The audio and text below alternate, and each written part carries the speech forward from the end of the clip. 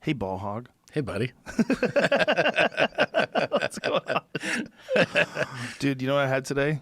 Duck eggs. Duck eggs. You don't need them. No? You don't need them in your life. No good? There's a reason why they sell chicken eggs. And not duck They eggs? tricked me. I'm like, oh, duck eggs. Where did you get duck eggs? Erewhon. Oh, yeah, I go to Erewhon. Yeah. I'm like, oh, duck eggs. And tastes notably shitty? Ugh.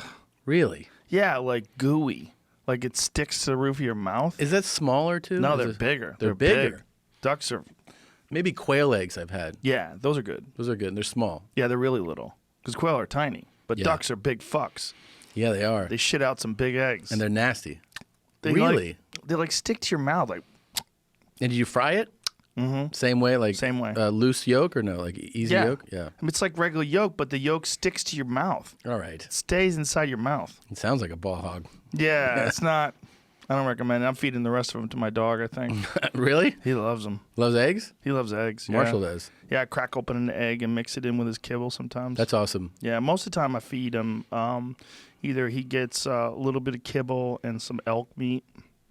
I give him ground elk meat or Man. some other kind of meat. Marshall's spoiled. He eats well. He eats well. That's awesome, dude. He's a happy dog. Yeah. I think everyone loves Marshall. Have you met him? Yeah, met him Yeah, you met him here, right? a couple times. Yeah. He's the sweetest dog in the world. Yeah, adorable. Like, I didn't even know that dogs were like that. Yeah, no, it's a special dog. It's golden retrievers, man. They're smart, too. They're real smart. I have a fucking box of sand as a dog, but she's adorable. She's sweet, but she's dumber than shit. What is she? Brussels Griffon. Well, I don't even know what that is. Looks like an Ewok. Oh, I do know what that is. Flat Okay. face. Yeah, that's right. Yeah. That's an odd choice. Is that your wife's choice? Of course. Yeah. Yeah. Broads. They Yeah. get you. Yeah, Get yeah. you with the dog choice. Oh, yeah, dude. That's that. They I mean, like it's a, those it's a little dogs. sweet little dog, but They basically want a baby that they don't care too much if it dies. that's a good way of putting it. I think she'd be pretty sad if this one died. But Yeah, she'd Yeah. be pretty sad, but Pretty not sad. like baby sad. no, fuck no. No. Yeah, no. It's like a baby that you know you only have to take care of for like 14 years. Too. Yeah. We talk about it sometimes. Like, I love you so much. I'll say it to the dog, and I know you won't be here long. You know. Yeah. I know. She's pretty young though, so I think if we're lucky, she'll have a good run. I lost a dog last year. That was terrible. Yeah. I lost a dog 2 years ago. It's rough. It's I lost rough. 2 dogs in a row. Well, they both were so old they couldn't walk anymore. Man, It our was guy horrible. had heart condition, and we were giving him all the meds, and he was just on a decline. And I was on the road when he died, and I just was kind of stunned, and I kind of I had to keep doing the shows, obviously, right? And it was like a long weekend of shows. Then when I got back, I fucking broke down. Yeah, it really fucks you up. It's a weird relationship, humans and animals, you know? Yeah, and especially like if did you grow up with dogs? Yeah. Yeah, so it's like it really becomes like it feels weird when you don't have a dog around. For me, I've always had a dog. yeah, I've always had cats and dogs, always, most of my life. yeah. I love Either having like them. when I was living in an apartment in New York, I had a cat. In Boston, I had a cat.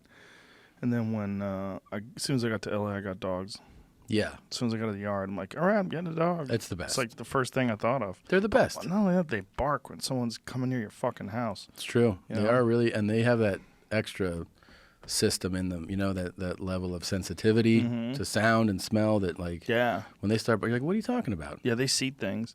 Like when I was having coyote problems, I took Marshall out, even when he was pretty young. He was like 6, 7 months old. I took him out, and he was just like, and I'm like, what are you freaking out about? And then I turn and look, and I see these eyeballs moving through the trees outside the chicken coop. I'm like, you little cunts. It's fucking Little coyote cunts. Coyotes are such fuckers, man. They're such fuckers. And I they're- lived in this neighborhood where pull out of your driveway noon, Yeah. standing in the middle of the street, just Oh, yeah. looking around. You're like, Well, Jesus. where Whitney lives in Woodland Hills. Yeah. Yeah, is that area? She lives down the Yeah. street from me. Bro, her area is infested.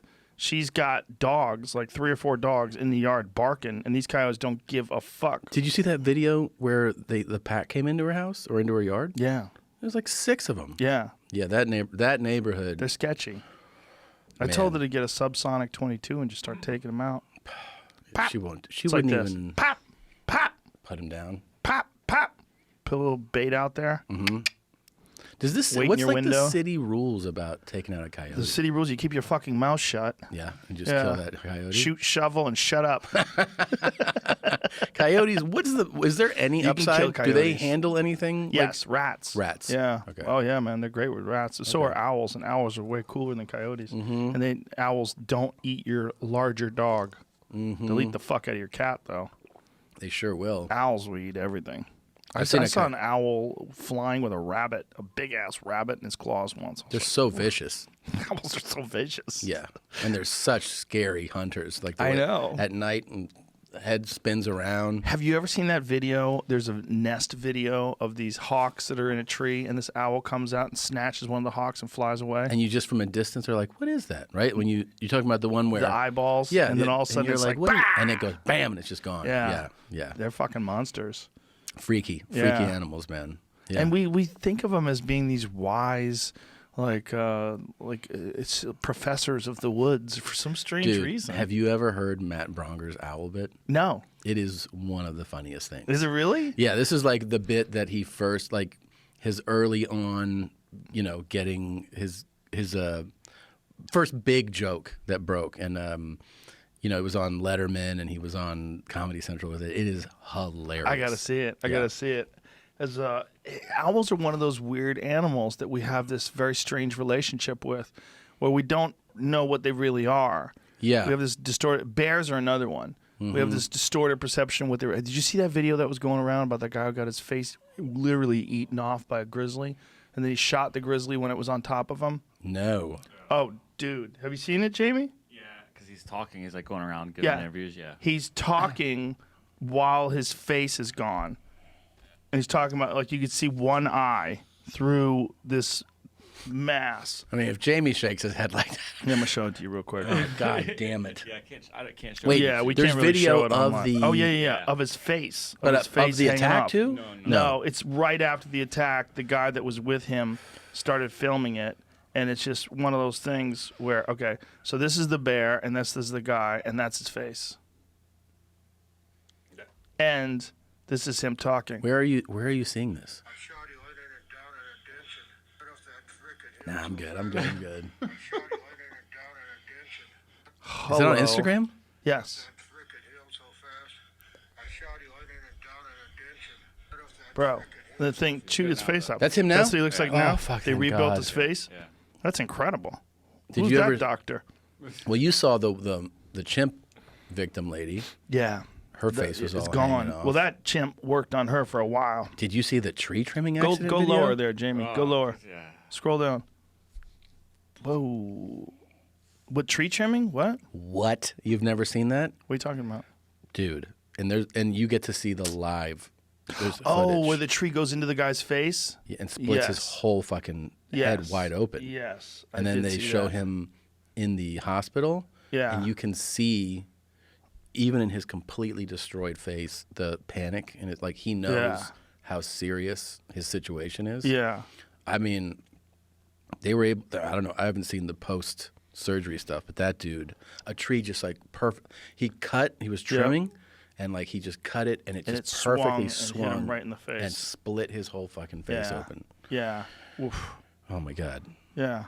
it's rough, man. Yeah. That's a rough look right there. That's a rough look. It's amazing how well they put that guy back together. If I was him, I would just be the Punisher for grizzly bears. I just load up every year with 1,000,000 rounds of ammo. Oh my- I just go hunting bears. Fuck oh you. my god, have you hunted a bear? No. Yeah, No. black bears, not grizzly bears. Yeah. Yeah, we don't. We have this image of them because of teddy bears, because kids have them. You know, they love them. Little And teddy brown bears bears are the biggest, right? Before Yes. polar bears, brown bears, and then Yeah. Yeah. yeah, because I mean, a brown bear can stand up and be what, like 9 feet tall or Even something. bigger, 11. Really? Yeah, Kodiak, the really big ones. And they in can Kodiak. just in a swipe just Yeah. decapitate you. My friend watched a bear kill a moose with one swat, broke its back. He watched it chase this moose through a scope, was looking at it through a spotting scope, which is like a super powerful telescope that you could look at, like a mile away. You can watch things happen. And this bear just swat, hit this moose in the back and snapped its back. Imagine Fuck. the kind of fucking power you have to snap a Yeah. moose's back. Oh my god. And then just tore it apart. I mean, how powerful is that animal? It's a big fucking animal, man. You know, you're talking about a 1,500-pound just ball of muscle and fat. I just thought about sometimes, like, because you know a lot of obviously like trained fighters, and that equation always plays in your head.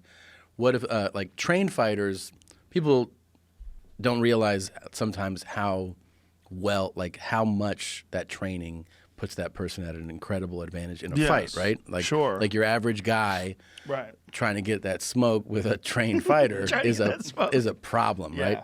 But at a certain point, what's the equation where all the training doesn't matter? Do you know what I mean? Like size? Yeah, size and strength. Like how big of a giant and how powerful does he have to be where all your training wouldn't matter? Depends on what kind of training you do. Like with jiu-jitsu, it's a pretty big advantage. Right. With jiu-jitsu, I've tapped guys that are 100 pounds heavier than me. Right. Which is crazy. That is crazy, yeah. But I would never strike with a guy that's 100 pounds heavier than me. Because that would just, yeah. You'd get killed. Yeah. Because even through your gloves, you keep your gloves up, and some 300-pound guy Just clubs you with a right hand. Yeah. It just like your whole brain gets rattled. Right. You can tap a 300-pound guy though, as long as he doesn't throw you on the ground. The problem is he picks you up in the air and throws you on the ground, slams you, and hits you with the earth. Yeah.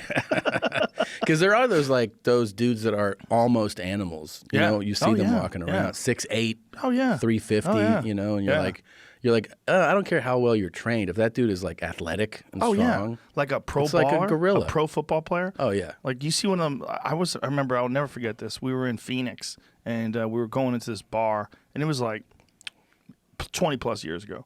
And as we were waiting in line, this pro football player walked through the line, and it was like a grown-ass man amongst little kids. Yeah. It was like a third grade class, and someone's daddy showed up and just walked through the line. This guy had to be like 6'7", 6'8", 350.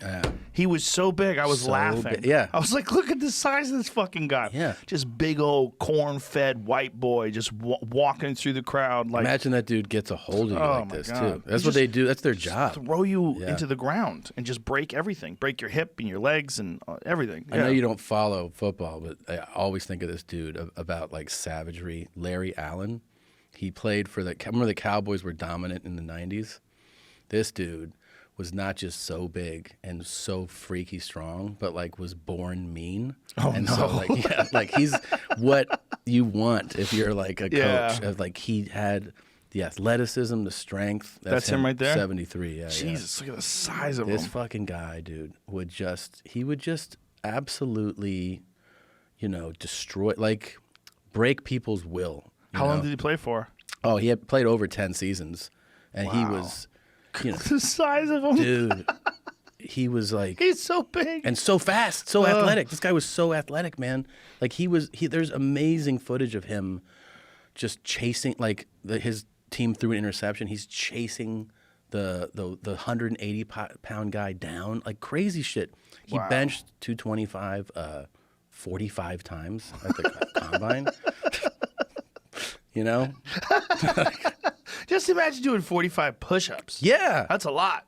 Dude, do 45 reps of the bar, and you're going to feel the burn, man. Yeah. You know what I Yeah. mean? Like, that's crazy. bop, bop, bop. It's just, it's nuts. You know, 700-pound bench press here. he's not a normal guy. 700-pound bench press. God damn. Not a normal guy. The size of that dude. Yeah, these dudes are like, Yeah, well, you got to think, if that's your gig, your gig is to be gigantic and fast and powerful, and you've been working on that since grade school. yeah. Look at them all fucking around. They're jumping on him like he is an animal. Like he's a trained lion. God damn, dude. Yeah. Yeah. He's so strong. Giant. Yeah, there's like that mountain guy, that Game of Thrones guy. Like, Yeah. get the fuck out of here. Exactly. That's who I'm thinking about. Like guys like that who are, so if you're like, oh, but like, You ever seen him spar with Connor? No. Connor fucked him up. Oh, he did? Yeah, he fucked him up. Like really fucked him up. He just kept hitting him. And he kept moving away from him. And he couldn't hit Connor. He's trying to hit Connor. He couldn't hit him. And Connor kept, he was kicking him in the stomach, punching him in the stomach. Then eventually he just got exhausted. And he gave up. Yeah, see that, like that part, I mean, in See, but that's like kind of like with rules, right? We're gonna do. We're gonna do. But he couldn't this grab sport. Connor. He tried to grab him. Yeah, I guess Connor. this It was so in fast. a gym, so there's plenty of room for Connor to move around him. Look at it. But look at the size difference between the two of them. See, he started talking shit, and Connor was like, "Oh, really? Okay, come on, buddy. Let's spar. Let's spar." He doesn't know what to do. Right. See, the thing is, Connor is much smaller than him, but Right. he doesn't know what to do. See, like he just hit Connor in the stomach there, and he just doesn't know what to do. Yeah. Look at that jumping front kick to the body and then pushed him away. See, he's trying to grab him, but he doesn't know what to do, and Connor just keeps moving. And Connor's in great shape, and that big fuck has never done cardio in his life. Right. Like, all that guy does is do squats and deadlifts and just gets huge. Yeah. So his heart is probably right now pounding out of his chest. That fucker played basketball before. He was- Wow. Oh, he was really skinny. yeah, he was really Crazy. Yeah. Look, see, now Connor's starting to punch him. He's starting to punch him in the stomach, and the dude's trying to grab him, and he tries to hit. See, now he's taking a break, and you see his stomach heaving. Yep. He doesn't know what to do. Yeah. He doesn't know how to get out of this because they're fucking around. He doesn't know how to get out of this.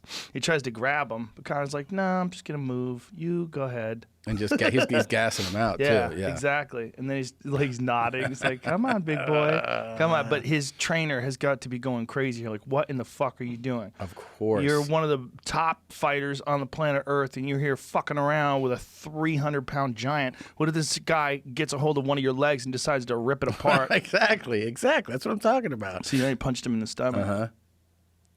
I guess they're not punching each other in the face because Yeah. they're going bare knuckle. That dude's head doesn't even fit the body anymore. He's getting tired though. See, because all the flinching. Yeah. See, Connor's making him flinch. He's making him move. He's fainting. And when you faint like that, see, he doesn't know what to do. He's giving up. He's like, I give up. I give up. And Connor's not letting him give up. Look at him. He's not letting him give up. It's like, come on, fucker. Now he's gonna get into some jiu-jitsu here. No, he's look. He knees him in the body. Jesus Christ. He's punched him. He's mean. Yeah. He's not letting him rest. Yeah. Now he lets him rest. Look how small. God damn. Yeah. Yeah. See, that guy was done though. The Yeah, he was. thing about being that big, you can't go long. It's like a muscle car, right? If you Yeah. got a muscle car with a 5-gallon engine or Yeah. a 5-gallon gas tank and a big ass engine, you don't have much. You go distance. hard for a second. Yeah. Yeah. You're not gonna last. It's like, and then Yeah. That's actually fascinating to watch. weird, right? Yeah. Yeah. That Well, dude's you know, so big. You ever seen a Wolverine chase off wolves? Wolverines are little. It's like a 35-pound animal. Everything gets the fuck away from it. Like, Jesus. Because they're so ferocious. And They're so vicious. crazy. And they feel like no pain. Yeah. Like, things can bite them and like... And they'll chase wolves. They'll chase bears. What's the news with Connor, by the way? Is he throwing out that he wants to fight someone? Oh, I he thought- wants to fight Khabib. Khabib. But they're trying to set up. Look, we are. If this in the future, this is March 24th on Tuesday, and everyone's on fucking full lockdown here. They're talking about doing a UFC. They don't know where it's going to be for Khabib versus Tony Ferguson. They're talking about doing that somewhere in another country. You know, I told Dana they should do it on a battleship. Just do it on a battleship in international waters. Fly Hilarious. everybody in on helicopters. Fucking cool idea. And there's no organization like the UFC that could pull that off. You know what I Yeah. mean? You can't do that with like any other sport. No, because you don't need very many people. You just need the fighters. Yeah. I mean, I don't even know if they're going to have an undercard. And the more like the Yeah. crazier the setting Yeah. for a fight, the more Right. it could be like, and there'll be lions roaming, and there'll be It's Well, I like, would imagine one of those sheiks that has, $1 trillion. They say, do it in my palace. 100%. You do it in the palace. You set up an octagon in a giant ballroom. dude, if you guys called sheiks and like, do you want like they would start fighting This is each no other. problem. Yeah. This is no problem at all. This is come on. Yeah, they'll fucking sanitize the shit out of a couple jets, fly everybody in, sanitize the runway, just crates of Lysol. Absolutely. Just crop duster planes spraying Lysol over everything. It would be. They would do it right, actually. I'm sure they have so Yeah. much money. Yeah. I mean, they could do it right. They could test everyone. Well, what do you do if someone has they're asymptomatic and they want to fight anyway? But they test positive? Yeah. No, they're gone. You What gotta if it's go. Khabib? You gotta go. What if it's Tony? They test positive, but they're asymptomatic. Too much of it. Resting heart rate's low. Everything's fine. Too much of a Good to go. liability. You're shedding it, man. You're shedding it as you walk around. After he's over, we just cover him in a big plastic suit. I guess if the other fighter was like, I'm cool with it. Yeah, then it's Khabib fine. would probably be cool with it too. Yeah, sure. You have he's the medicine? one- Yeah. Send location. Bring medicine. Did you see that couple, what they did? Did you see that today? What? That so Trump was talking about potential medicines. Yes. And then one of them, I don't want to say the name wrong, so I forget what it is. I'll tell you exactly what it is. What is it? It's medication they use on a koi pond to kill bacteria. That's the one that they took. Yes. But it's the same name. I think it's called chloroquine. The same name of it. But the Yes. one for the koi pond has like a hyphen and another name. Uh-huh. Yeah. The same name without the hyphen is actually a medication. It's a medication for malaria. Malaria, correct. That apparently holds promise.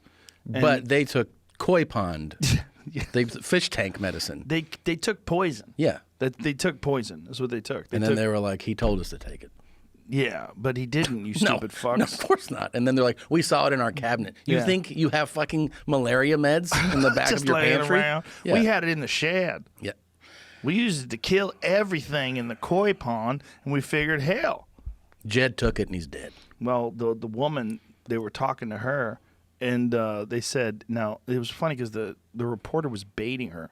The reporter was like, now, you saw President Trump say that you should take it? Yeah, they were showing it a lot. That's what she said. They were showing it a lot. No, it's a different name, It's a different name. you fucks. Yeah. It's the same beginning. And you just like as a I feel comfortable saying this public PSA. You probably don't have the cure at home right now. I feel comfortable. yeah, I yeah. feel comfortable with you saying that. Yeah. Unless you just got back from somewhere where you had to take something for malaria. Yeah, maybe, man. Maybe you have it. Yeah. It's a different medication.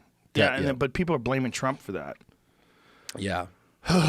There's just like this game of trying to get clicks and blaming people for Trump did not tell people to drink koi pond killer. No, definitely didn't do that. He's been hilarious in this. Well, did you see that one lady? I was talking about this earlier.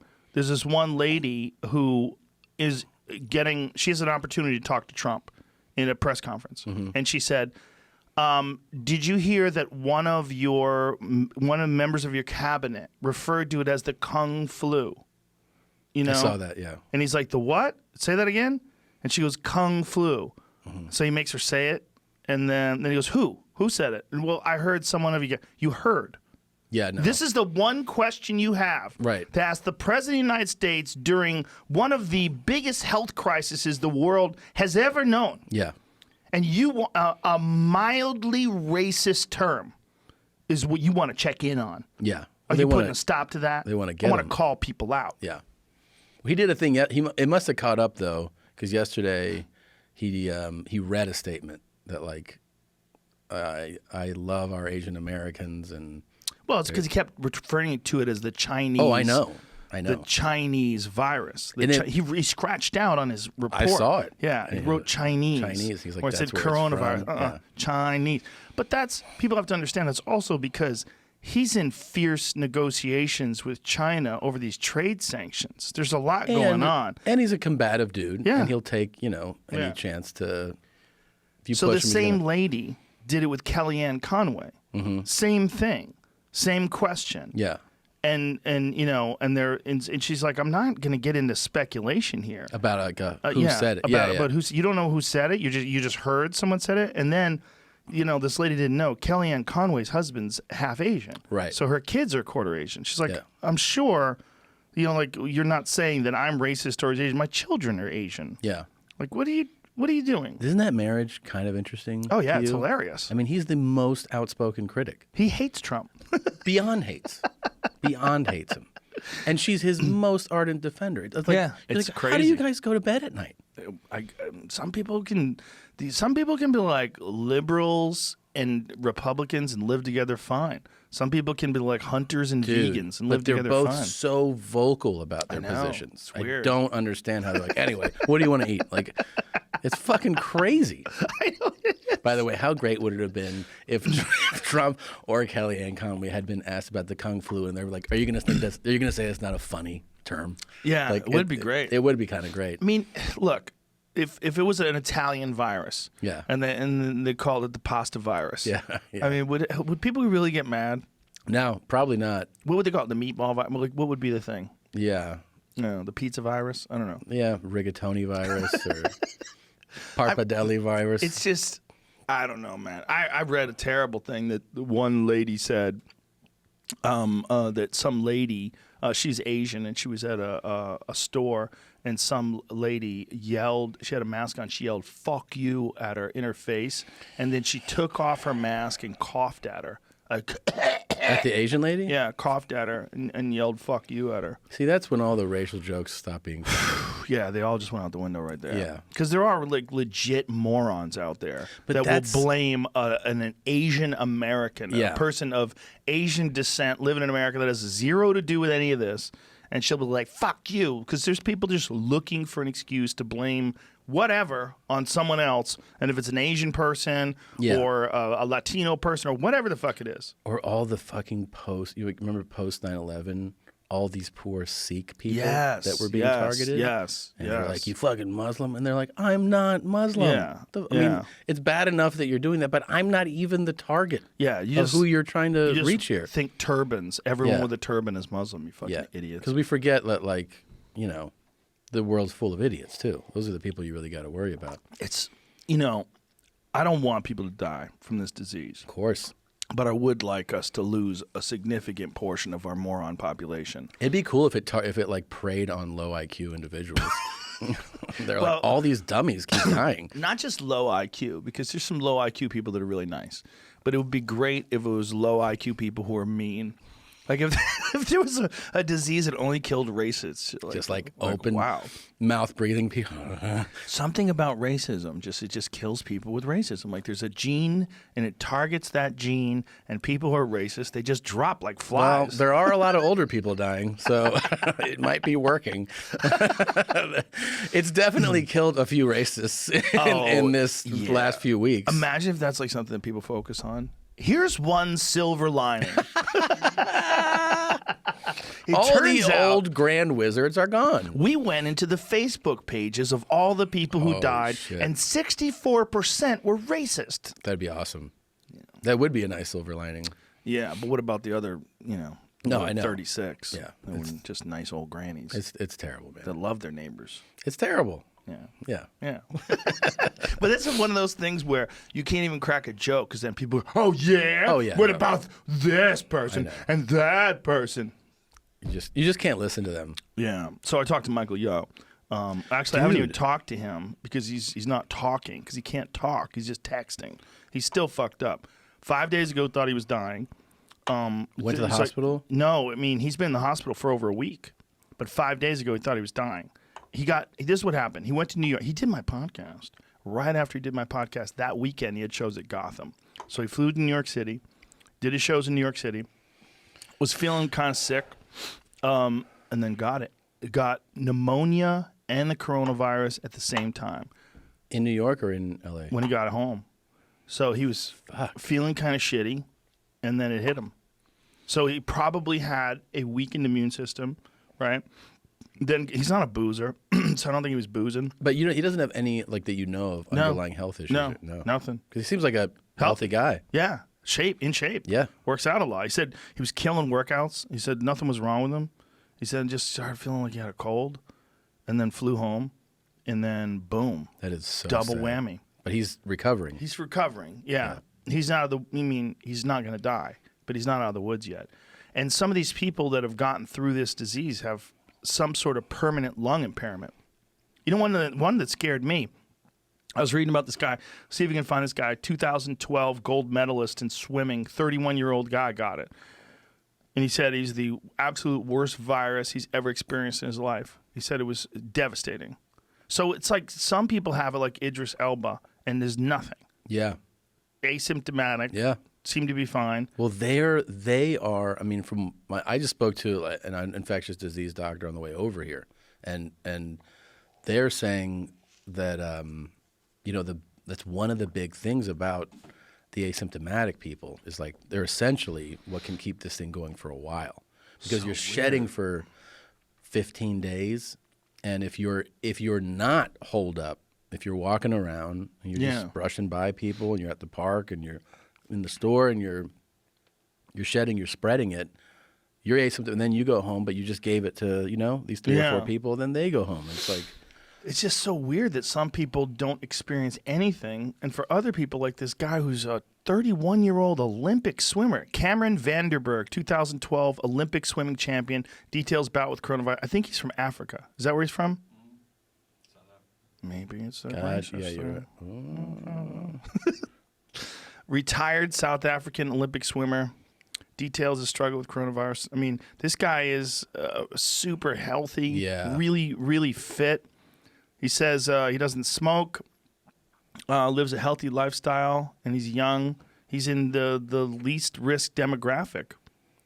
Incredible. So you can't really predict how this will go. He said, although the most severe symptoms, extreme fever, have eased, I'm still struggling with serious fatigue and a residual cough that I can't shake. Any physical activity like walking leaves me exhausted for hours. This is crazy. He's 31, and he's a stud. Yeah. I mean, you look at that Olympian. guy. Yeah, Olympic swimmer, right? I mean, you talk about cardiovascular shape. There's some of the most powerful cardiovascular fit people on earth. Incredible. He said he's been struggling with it for 14 days. Jesus Christ, by far Amazing. the worst virus I've ever had. Yeah. Oh. It says any physical activity like walking leaves me exhausted for hours. The loss in body conditioning has been immense and can only feel for athletes that contract COVID-19 as they will suffer a great loss of current conditioning through the last training cycle. It's funny how he's thinking about it. Infection closer to competition being the worst. Yeah, isn't it funny how he's thinking about it in terms of conditioning cycles? Of course. That's how Olympians think. Yeah. Did you see how, they just agreed to postpone, but Yeah. even like 2 days ago, Duh. Tokyo Yeah. was like, we're not, don't even Duh. think about it. Yeah. What? What are you What talking are you about? talking about? Fucking idiots. Yeah. Because they're crooks. Yeah. Look, that whole thing is a crooked organization. Yeah, it is. They should pay those athletes. They're Yeah. making billions of dollars. The athletes make Tens of gods. billions, Yeah. yeah. The athletes make nothing. Yeah, they're like, if you get a sponsorship in a sport that's popular, Yeah. then you're all right. If you are the top, if you get to win a gold medal and everybody pays attention and then you become like Michael Phelps, where everybody knows your name, you can make a living. Yeah. Then you can make Everybody a else- living. Everybody else is fucked. Yeah. Meanwhile, those cunts are raking in billions and billions of dollars. Ridiculous. It is the grossest thing in all of sorts. The only thing that's close is college basketball.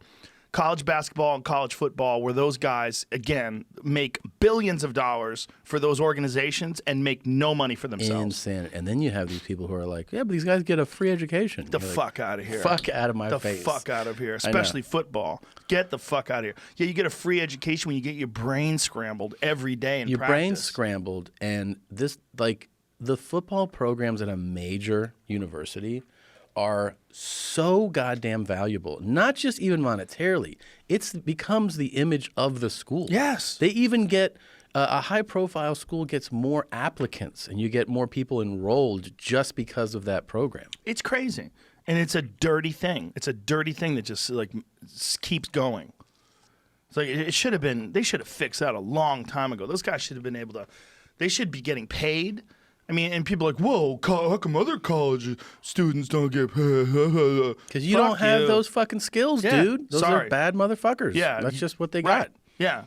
If you're winning NCAA basketball championships for your school, you should be making a shitload of money because your goddamn school is making a shitload of money from you. And then if you're like a bad motherfucker on one of those teams, they sell your jersey, dude. Oh, yeah. And you don't make anything from that. No, They it's all- sell your jersey. And they're like, didn't you get that algebra class for free? Like, oh, yeah, thanks, man. And we gave you a tracksuit and some shoes. Thanks. Congratulations. Yeah. Yeah. And if you even get, I think if you get you can't get anything. They can't even hook you up with an apartment. Dude, it's super fucked. Big, like NCAA's, again, like a super corrupt organization. You've seen that Icarus movie, Icarus documentary? Well, it shows how the IOC... Is that showed Yes, Russia? yeah. I think I saw it. It shows how dirty, even testing is Yeah. in the Olympics, and it shows how the Russian team in Sochi was just completely, not just cheating, but every one of their athletes, they took their piss and swapped it out for clean piss. All of them. They had a hole in the wall. They'd transfer piss back and forth to. Man. That was a Russian team. Yeah, the Russian team did It that. is like culturally built in to deceive there. Seriously. It's about winning. It is know? about winning, but it's also like lies on every level. Well, did you hear me talking about Yoel Romero? Did you ever hear? After the fight? No, the recent one. No. Dana White gave me this information. They brought in Yoel Romero because he had a fractured orbital in one of his fights. Oh, okay. And they bring him in, and then he gets examined by this doctor. And the doctor calls up the UFC afterwards and said, "Where did you get this guy?" And he goes, "What do you mean?" And they're like, what's going on? He goes, "I've never seen anyone like him." They're like, "Oh, yeah, he's an amazing athlete." He goes, No. I've never seen a human being like this. Like, this is the most unusual human being I've ever seen in my 40 years of practicing medicine. He said his tendons in his eye are 4 times larger than a normal person's. He goes, his physical structure is different than any human being I've ever seen in my life. Whoa. Cuba. Yeah. Who knows what kind of fucking wacky experiments they were doing. Some Russian pills when he was a kid, that's for sure. Yeah, imagine. Yeah. Right? Imagine. I mean, he was a top of the food chain wrestler. He medaled in literally every single international wrestling meet he ever competed in. Yoel Romero is a super stud. Yeah. Just a super stud. But that was a weird fight, though, right? The last one with Izzy? Yes. I had to leave. It wasn't a good fight. Isn't that crazy? We were in an arena like a week before shit hit the fan. I know. We were hanging out in Vegas. But it was a little sketchy then, remember? It was a little sketchy. We were like, everything going to be okay? Yeah. We were a little weirded out. But then we went to Went to dinner. We went to my show. Yeah, we hung out, And- had a show. And then That was probably the last big show we'll see in a long-ass time. I keep thinking about how I was talking about it today. I did all this morning phoners today for the special. Ball Hog. Ball Hog's out on Netflix. Right now. My favorite, by the way, is they have you call into so many radio stations, and this guy's like, he goes, "Oh, I'm a big Instant Family fan. When are you going to do another one?" And I go, "What do you mean?" He's like, "I like that show." I go, "It's a movie. It's a movie called Instant Family." He goes, "Oh yeah, when's the next one?" I was like, "The sequel to an adoption film?" What? Like, you just tell they're just, Idiots. reading shit off to you. But I was talking to somebody in the press thing today, and I go, most of us comics, since we've been active working comedians, at most 2 weeks we've gone without doing stand-up. And then that return, when you first get on stage after like a vacation, you're like, I just feel fucking weird. Yeah. You have like weird butterflies, your rhythm's off, your pacing's a little off, you forget a word or something because you're just not fresh. We might be 2-3 months. It's never been Easy, yeah, Easy. without ever doing it. Yeah, March, all of March, right? All of when was April. your show? Your show was the beginning of March, It was right? March 7th. Yeah. March 7th and 8th, you did the Mirage. So all of March, all of April.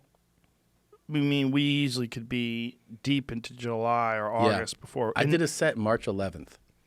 Was my last set. And then March 12th, I canceled. I had a show. You canceled it too. Yeah. Because I was doing a Spanish show at the Belly Room, and you were doing, and then I I was canceled doing the main it. room. Yeah. I canceled that. And that was it. And everything got moved. Yeah, the store said they were going to cancel gatherings of less. The state mandate was anything with 200 people or more, and the main room I think holds 400 people.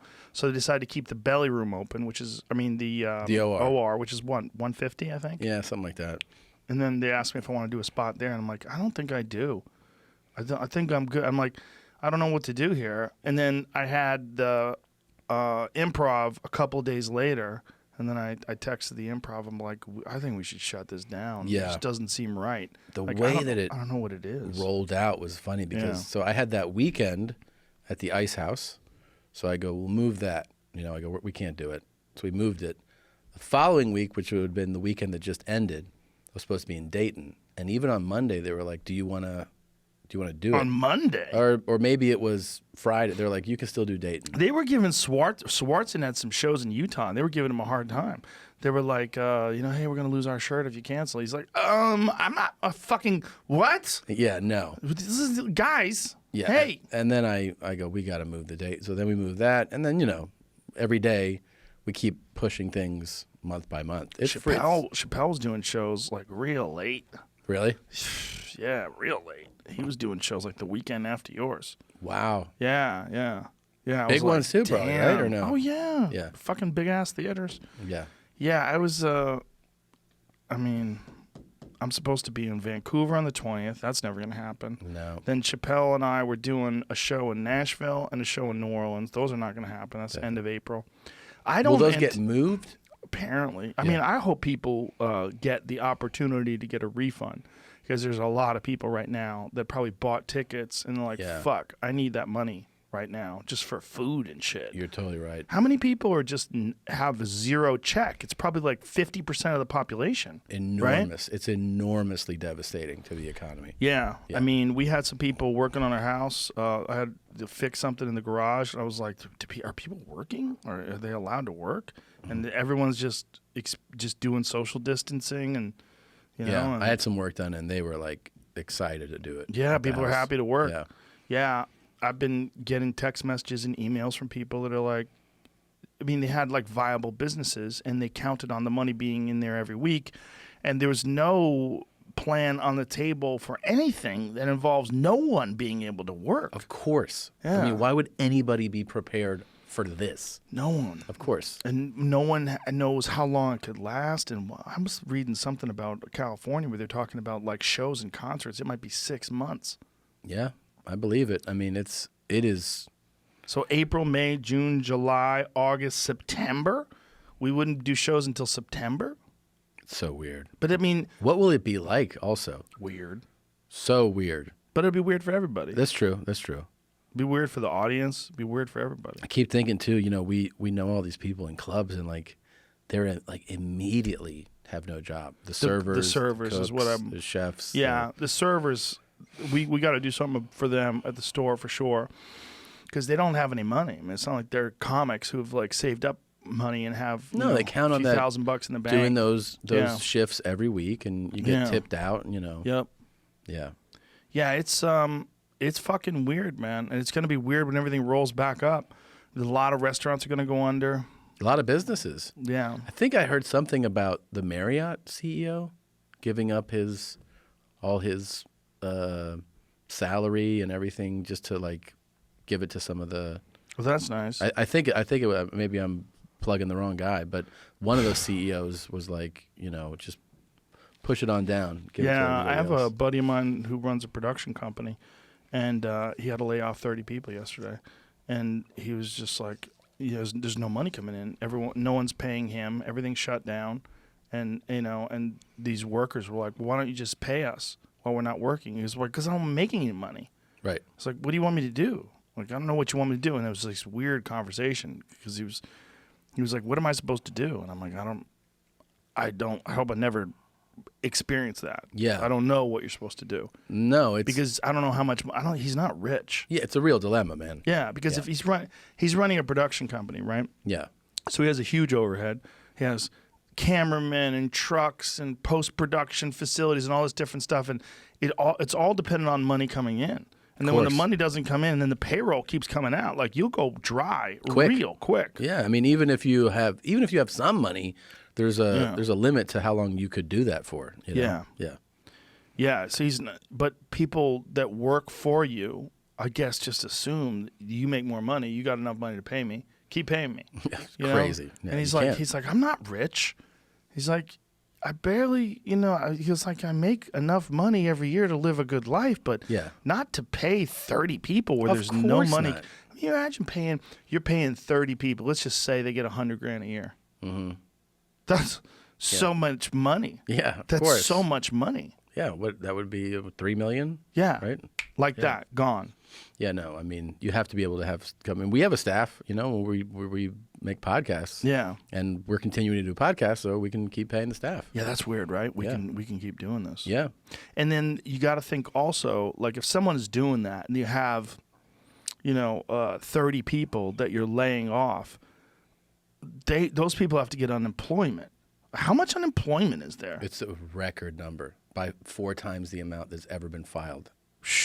And it all filed within the same 72 hours. How much money do they have to pay those people?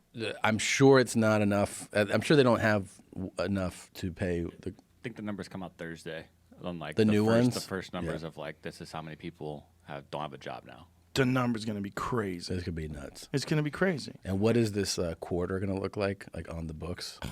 This one and the next one, actually. This is you got to assume. Let's be conservative and say 40% of the country's out of work. That's conservative, right? It's a good question. I'm not really sure. I don't know. I I would imagine sure, it's got to be something like that. 40 million people that were working probably at least are not working right now. That were working. And this is worldwide. Oh, that number's way fucking higher. Yeah, just in this country, but worldwide. It's like half the Some population. places are really we are not at a real lockdown. Some places have really locked down. Yeah, we were talking about that before the podcast. Yeah. Yeah. Did you see the Italian mayors screaming at everybody, "Stay the fuck home"? No. How do you imagine? Yeah, there's a video compilation. And I'll send it to Jamie. It's actually pretty funny. There's a video compilation of all these Italian mayors fucking screaming at people to stay the fuck home. My cousin in Peru said you can't walk your dog in Lima right now. So where's your dog shit? I guess in the house or something. Congratulations. If Marshall had a shit in the house, we'd have a real issue.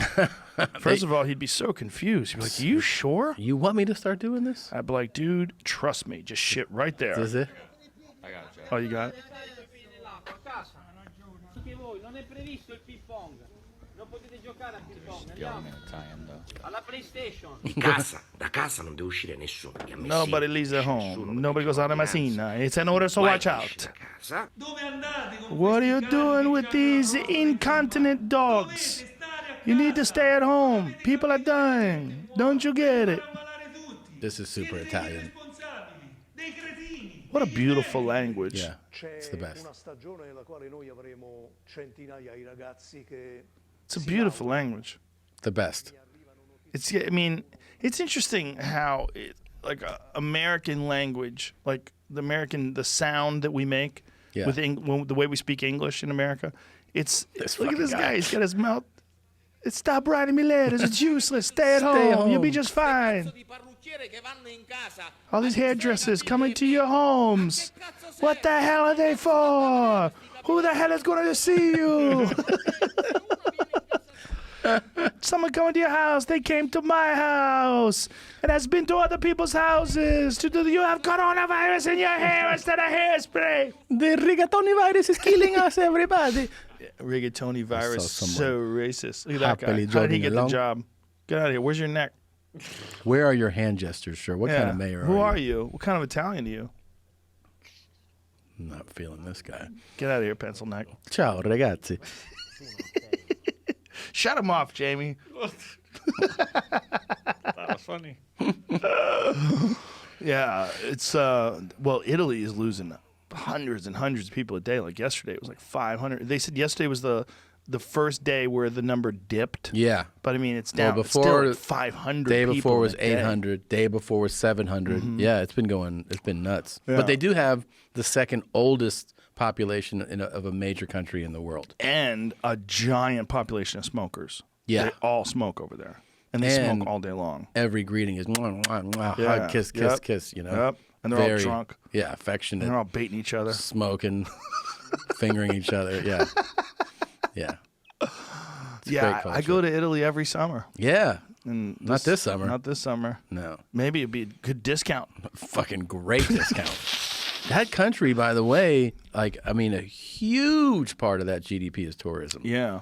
You know, I want to say over 15%. Mm-hmm. So it's going to be slammed for this I know. year. It's weird. It's like you wonder what does a country do to sort of mitigate the issues that are being caused by that. The only thing I keep thinking about how, when you think about how badly so many places are doing. It's just that everybody else is doing poorly. You know what I mean? Yes. It's not one place. This is a worldwide pandemic. So Yeah. I mean, that's the only thing you can think of. Yeah, that's the only thing you can think of. It's a strange time for us. I'm hoping that on the other end, we come out of this with a little perspective. You know, the people that survive come out of this with a little perspective. Like, hey, we got it good. We got it real fucking good. I think that perspective will last about 7 days. Well, with 9/11, it Just lasted human a few nature. months. Yeah. People will be like, In New York, it lasted a few months. yeah, that's true. I think it was more special in New York. It'll affect Italians for a long time. You know, places that are devastated by it. Yeah. I think so. But Yeah, I I think mean, so. yeah, people, humans are going to react to the current condition usually. Yeah, that's the problem with us. Yeah. We get real comfortable. I saw that somebody tweeted or something that this whole thing is the Earth's vaccine and we're the virus. And I was like, ugh. Who said that? Someone trying to be profound. Someone trying to be profound, but then you start looking at there like, pollution's down, the water's cleaner, the fish are swimming in the canals of Venice again. That's a good point. Jesus Christ. You got a good point. They have a point. Well, yeah, look at Los Angeles air quality. Better than it's been ever. for sure. It's amazing. No one's driving. Yeah. Yeah, but also no one's eating. No. Yeah. Oh, there's that part. Yeah. Well, the way we live is ridiculous. And our ridiculous is not even as bad as New York's ridiculous. New York's ridiculous is the most ridiculous because they're literally stacked on top of each other. Yeah. There's no getting away from anybody. They have the most ridiculous way of life, and they love that life. They love the fact that they can go to 100 different restaurants at midnight, Yeah. Sure, and it's great to be. I mean, I love being around it. It's fun I to do go. too. I like to visit. Yeah, it is fun. But I mean, I would hate to be cooped up there right now. Oh, it'd be terrible. Yeah. Terrible. I want to get out of the city. Yeah. Well, Ari bailed. Yeah. Yeah, I was telling you earlier. He went down to Maryland. It was hilarious. He was like, don't tell. What? Yeah, he likes to keep his woman in the dark. He's like, she doesn't know the extent of this. What do you think I'm going to do? Well, she doesn't have a fucking phone. Yeah, he's like, she doesn't doesn't Google know the yet. news? Don't DM her this shit. Maybe that's why they get Okay. along so good. She's Yeah. like, she balances him out in some sort Definitely. of strange way. He is so funny, too, in that he, of course, was like, fucking 5 days ago. Like, I know. Are you guys really fucking freaked out about this? Yeah. He's like, And I'm still then doing sets. 24 hours later, he's like, I got to get out of the city. What are Yeah. you guys doing? How are you guys keeping social distancing? I'm like, wait, what's going on here? How did you switch so hard? Well, we're this text group text that we're in. Yeah. We were all like, hey, what happened? Yeah. What happened over the last 24 hours? Yeah. Well, a couple people got freaked out, so I freaked out. Like, who freaked you out? Oh, it's so funny when he gets freaked out. It's a weird time, man, but I bet for Bert's special and for your special, this is going to be fucking bonsai. It's so bizarre. That Bonsai's not a good word. Bonanza. A bonanza is what I meant to say. It is bizarre that so many people are forced to be home. Yeah. And they've already announced that all the views are up. Oh, you know? they have to throttle streaming. Yeah. Yeah. Yeah. I mean, but I've noticed it too on podcasts. Like, downloads are up, views are up. Oh, yeah, People yeah, are for consuming sure. content, Yeah, and it also kind of keeps them sane. It's like your show, like your mom's house, or this podcast, or any of these podcasts that people subscribe to. It's a part of their routine. So Yes. at least there's some normalcy, and I don't want to overplay that and make it seem like we're doing some great service. No. But there's something that does give people some comfort. I think they really it's that familiarity of like, I listen to Joe's show, Mm-hmm. it's on, this distracts me from Yeah. the chaos for a little bit. I mean, I guess that's why we're allowed to do it, because we're considered part of media. Yeah. Yeah, I think it's funny that my show is like, well, who farted loudest today?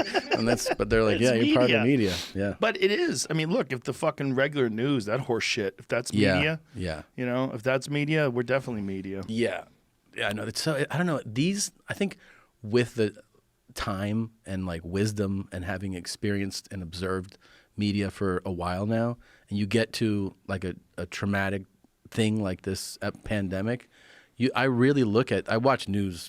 I've always consumed a lot of news. I'm like, so much of this is just ridiculous sensationalism. Yeah. It really is all that same. There's no different the big news organizations than those bullshit click things. Yeah.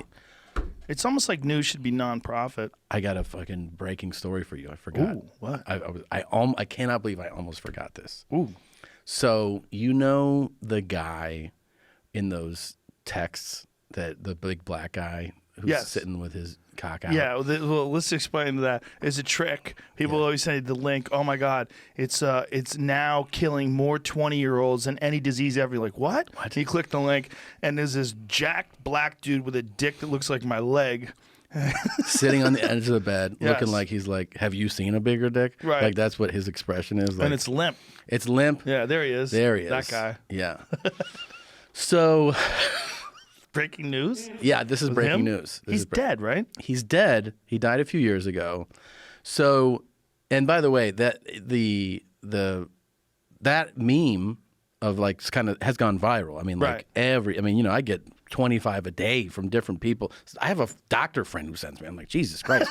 So it's like, it's not just in like a comedy circle. And I'm sure people listening or watching have seen it as well. So I was like, man, who is this fucking guy, right? Like you kind of just get curious. You keep seeing this, and it's like sort of like this sense of relief from the seriousness of the day, right? You'll be having, you're just seeing like these people died and quarantines, and then you get this ridiculous text, and it's this guy. So I saw an article where the photographer who took that photo was like, he was like, oh, it's so sad that people are using his image that way, because he passed away, and I, he thought it was kind of offensive that he was being used to prank or whatever. And he said, I saw that people started selling merch with this guy's face on it, and he goes, I own the photograph, and I'm not trying to come after anyone. I just wish they would share proceeds of that merch with the family. So I saw that, and I was like, oh, I want to do that. So I launched a shirt with that guy's face on it that says, wash your hands. And then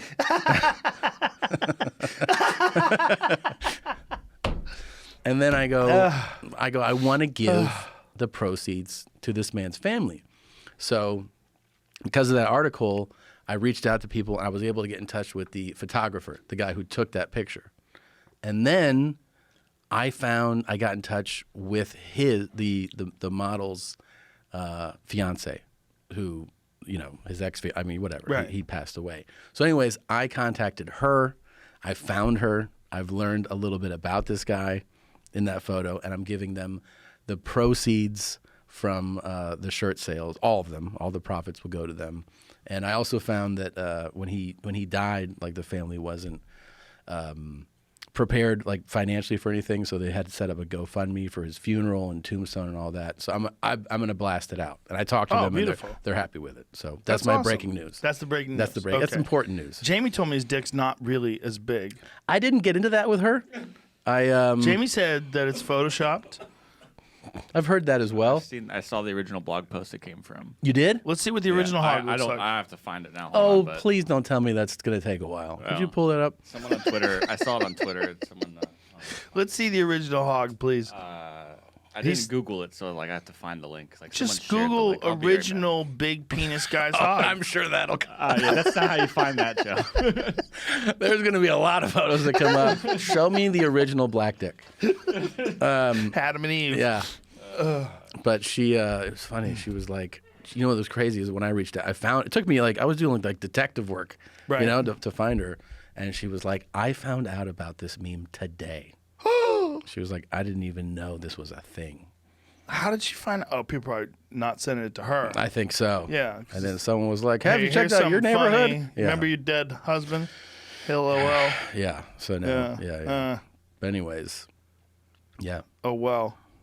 Pretty That's cool. well, first of all, she's engaged to a porn star. That's got to No, be but weird. she wasn't. She wasn't. No, she He was- explained to me. She goes, he did those photos when it was a really bad time in his life. He needed money to save the house that he grew up in that was his now. Oh, so he just started slinging that big dick. Yeah, started slinging that dick around.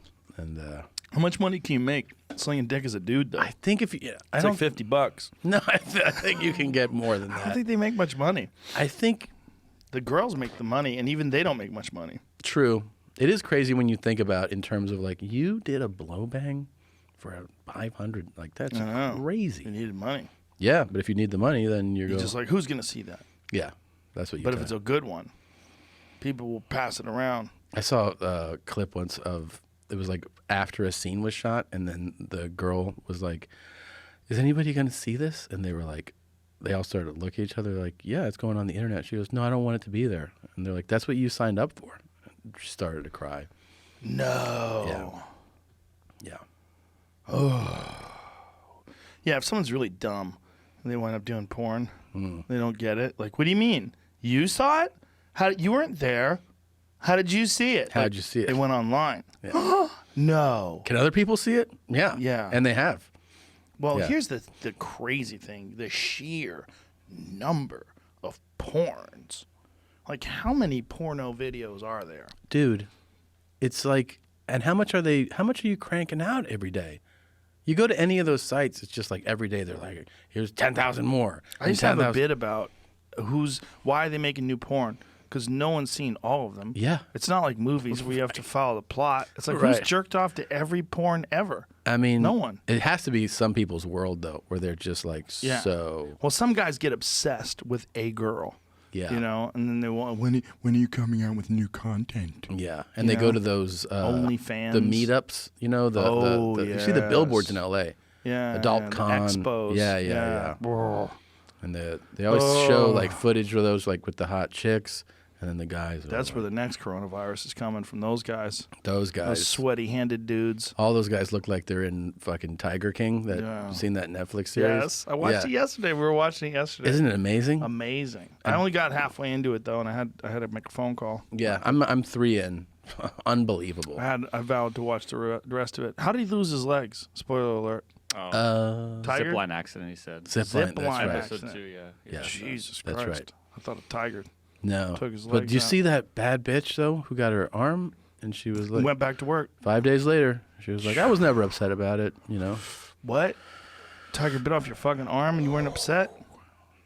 And she's taking, they're filming her with a stub. And you're like, what's going on with her? And they had cameras on the guy, Joe Exotic, Yeah. as it's happening. He's like, I'm never going to financially recover from this. I'm like, that was his main concern. Never going to financially recover. How about when they're talking about shutting him down? It's like, this is going to be bigger than Waco. Oh, God, yeah. Like, what? Yeah, that You going to sheriff shoot was people like, if they try to take your tigers? yeah, he would.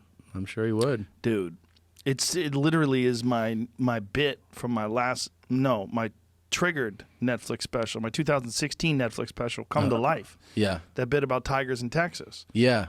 That you could just have them. Yeah. I had a bit years before that about the Ohio. Oh, the guy, yeah. Yeah, I had a bit about that. That used to be like one of my. That guy blew his brains out, right? He just let everybody out of the Did he? cage and then blew his brains out. Let somebody else deal with this.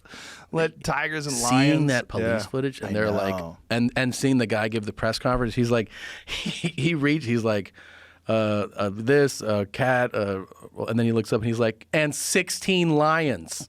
Like he's like, fuck. And they just had to run around and gun him down. Oh my God, it was Those terrible. cops are not prepared for that either. Those cops Of aren't course big not. game hunters. They're just lucky they got them all. Yeah. That's just Yeah. it's this like they're not prepared for that. In the same way cops are not trained for combat. People forget that like when there's these big shootings and they're like, why didn't the cops go in there? They're not trained for that, man. Do you remember the North Hollywood shootout? Yeah, of course. I was on news radio at the time, and we were all held up in the fucking. We were in the break room watching it. We were like, "What the fuck?" We were like eating, looking up at this camera where these guys wearing armored vests and Had, like, high-powered rifles, M16s and just shit, yeah. shooting at cops. And, crazy. that I remember. I was in high school, and I was watching that, and I was like, "That's what California's like." Like that's what it, you know what I mean? You go, that Yeah. can only happen in California. Yeah. For people that don't know, that was a game changer. That was a bank robbery where guys had like fully automatic machine guns. Yeah, and armored vehicle. Well, they didn't have armored vehicles, but they had like full bulletproof vests and suits, and Yeah. and they were fully locked up. They were on steroids and coke. And it was like just- real life Grand Theft Auto Yeah. shit, man. Like Yeah. real life. Yeah. Like shooting these fully automatic guns at helicopters and shit too, and like anybody that came in the way. Yeah, I remember there was one. Were they coked up and everything? Is that what Oh they- yeah, sure. There was one activist that was upset because the cops let one guy bleed out.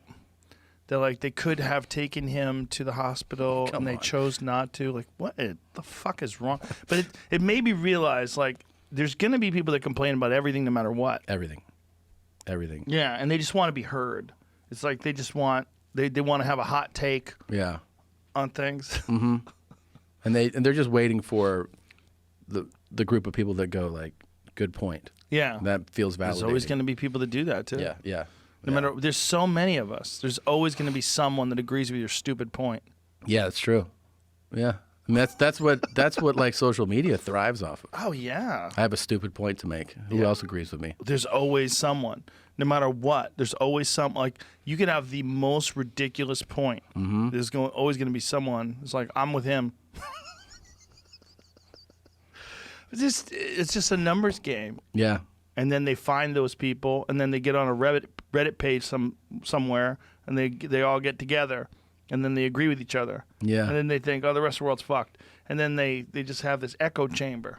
Yeah. People love doing that. I mean, that's what flat earthers do. Sure. I mean, if you ever Did you watch gone that doc? on Rocket Man? Did you watch him die? I watched the. Did you see Rocket Man die? No. Wait. You want to see that? Okay.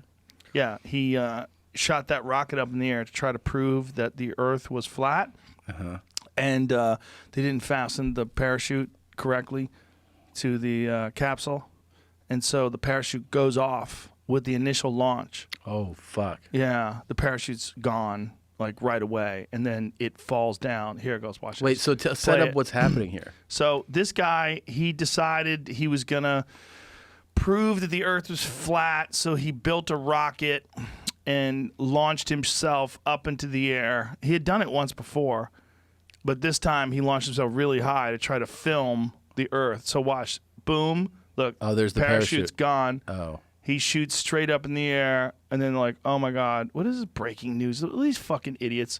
So watch it. It comes down right here. There it is. Oh, so he's Watch just this. on that, Full speed on the way down. and he's waiting Yeah. for the parachute Yep. to go off. Boom. Yeah, no parachute. Just boom. So Just how'd the hit the ground. experiment go? Not good. Not well. Not good. Or perfect. How did these guys really think that? I mean, how fucking dumb are you? They're pretty dumb. But here's the other thing. How gross is it that in a video like that you have to have like, and coming up next, like of a No, giant it's a guy preview dying video. in this. Yeah, how about Jesus. have some respect, you fuck. Jesus Christ. It's you know. Did it's you, the type speaking of person- like that crazy shit, have you seen like Tom Hanks's comments? about coronavirus? No, the comments in his posts. No. Dude, all the top comments are like, "You are a pedophile. You fucked all these kids," and it's What? like dozens What? of them. Yes. Tom Hanks? Well, because there's like that. There's like flat earthers. I'm saying there's the people who are like Hollywood is a pedophilia conspiracy. It is. I mean, because I went to just be like, oh, what's is he recovering? I just always went to his page. Is this on Twitter? No, Instagram, and it's like significant number of them, and like with hundreds and thousands of likes and. What? Yes. Who? I've never heard this. It's Who so thinks strange. that Tom Hanks is a pedophile? I think they think that any high A-list Hollywood person automatically is a pedophile. God. His son responded. Did you see that video? No, I did Yeah, not. his son like has made those weird videos recently, like Yeah. with the reggae voice and stuff. Yeah. He made a video trolling everyone, saying like we're in the Illuminati Oh, that's funny. and like Oh Yeah. God. What's up, everyone? Yeah, it's true. My parents got coronavirus. Crazy. They're both down in Australia right now because my dad was shooting a movie down there. That's But I right, just Eddie got off Ridley the one. phone with them. But the They Instagram both comments. are fine. They're not even that sick. Dude. They're not worried about it. They're not tripping, but they're going through the necessary health precautions, obviously. But I don't think it's anything to be too worried about. I appreciate everyone's concern. sorry, And- this is not the one where he talks about the Illuminati. This one is. Hey guys, I'm really stressed out right now. It's been coming to my attention that a lot of Trump supporters have been figuring out the truth about me and my family, being in the, you know what I'm talking about? And I don't know what to do right now because everything's starting to come to light. I mean, these extremely reliable websites like 4chan, 8chan have been exposing shit. And it's like if somebody wrote it on the internet, it must be true. And it is true. So it's like, I don't know how this is going to affect our whole New World agenda. Ever since The Simpsons predicted my dad being the spokesperson for the coronavirus, even though they didn't predict anything, it's been troublesome, to say the least. I guess I'm just gonna have to work extra hard at my human sacrifices. I'm late for one right now, and I'm a little hungry, so I might eat someone's pineal gland. Okay. Yeah. Why does he have that all-seeing eye tattooed in the middle of his chest? Oh, he has a lot of tattoos. It's a weird He's a choice. rapper. What do you got there, Tommy? I was looking at. I pulled up the Hanks's comments. Like they're so outrageous. You know, it's like What started it off? it's this whole concept that like any A-list Hollywood type. I don't know what the origin is of that, but if it's like, you know, Spielberg, Hanks, Cruise, like any of those big time names, they're like, you're part of the pedophile ring. It's just Because like, that's how they get to be huge. You have to be a part of the pedophile ring for I them to guess let so, you become man. a big movie star. I think so. It's so exhausting. Yeah, It's so exhausting. These fucking people. it's exhausting. Again, we need a disease that kills morons. This could be it. I don't think it is. No, Yeah. that's What not if they're invulnerable? What if it's like a disease that literally then they lowers take the over? mean IQ of the world?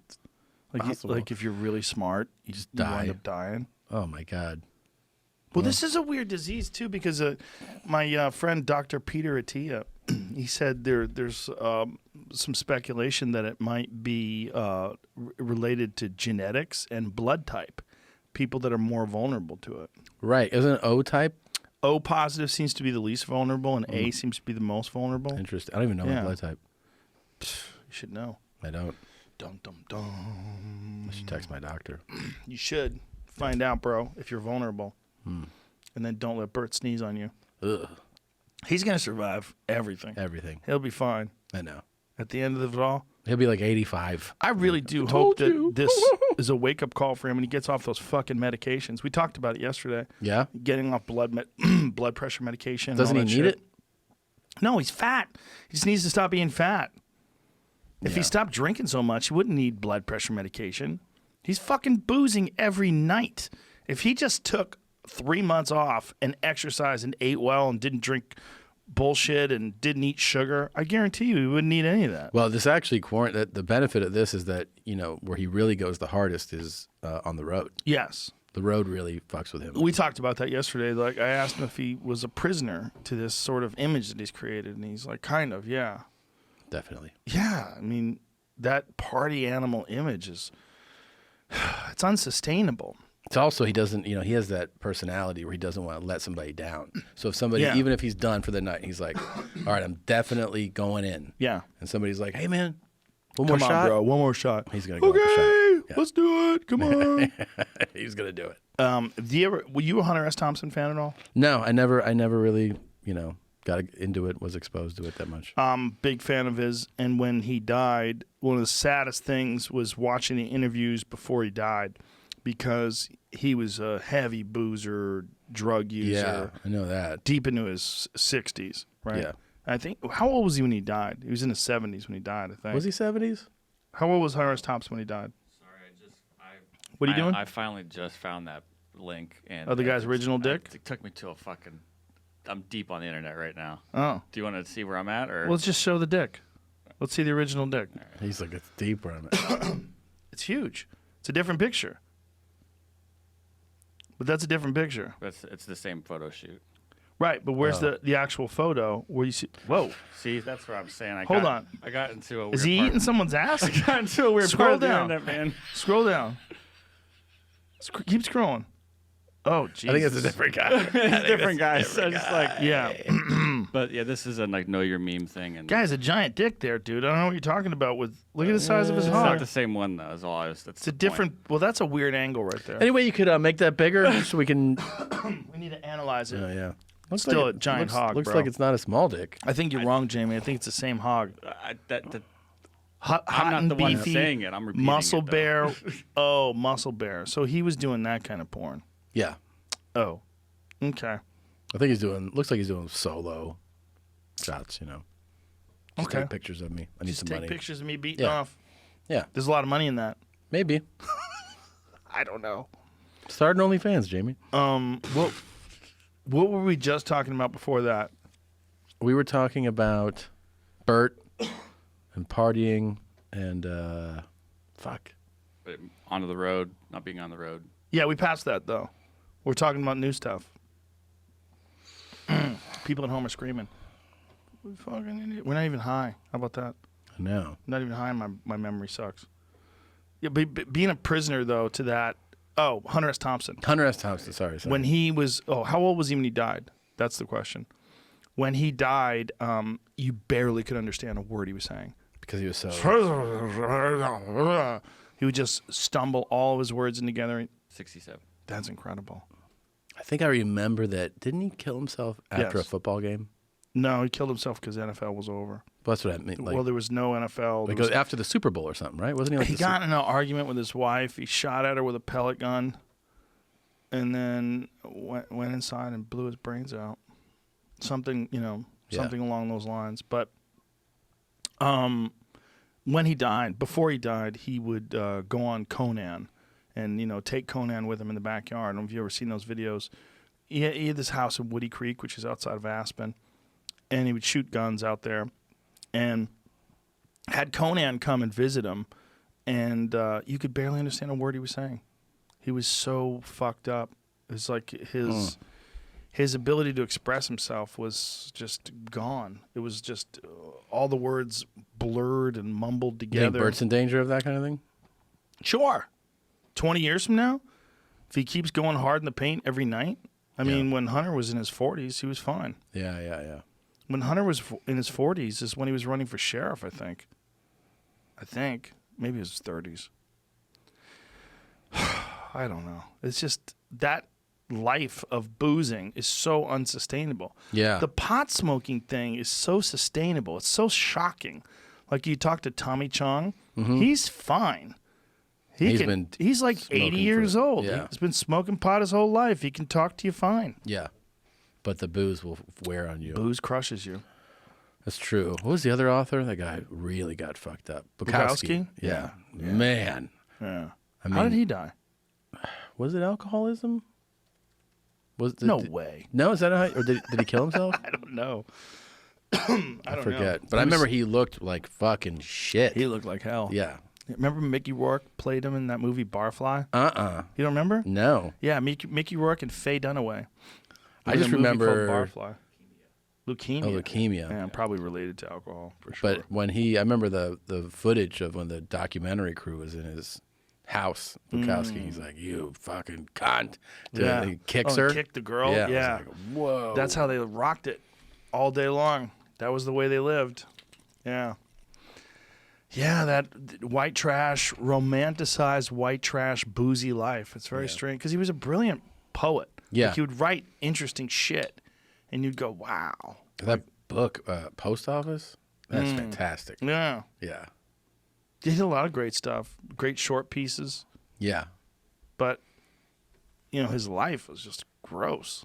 Yeah, dude, yeah. It was Hollywood gross, Like living in Hollywood, just going to the bars, drinking, bars, yeah. smoking and talking slow. Oh, man. I know. I can't imagine. I mean, thinking about it makes me feel sick. Like to be in bars, just drinking and smoking all day. All day. Yeah. Just going to bars and talking shit. Yeah. Like there's some funny videos of him reading his stories, doing public readings, and people are interrupting him. He's threatening to stab them. Yeah. Just so fucked up. Yeah. Yeah, he was a wild dude. Yeah. Yeah. Yeah, I mean, but that was part of his appeal.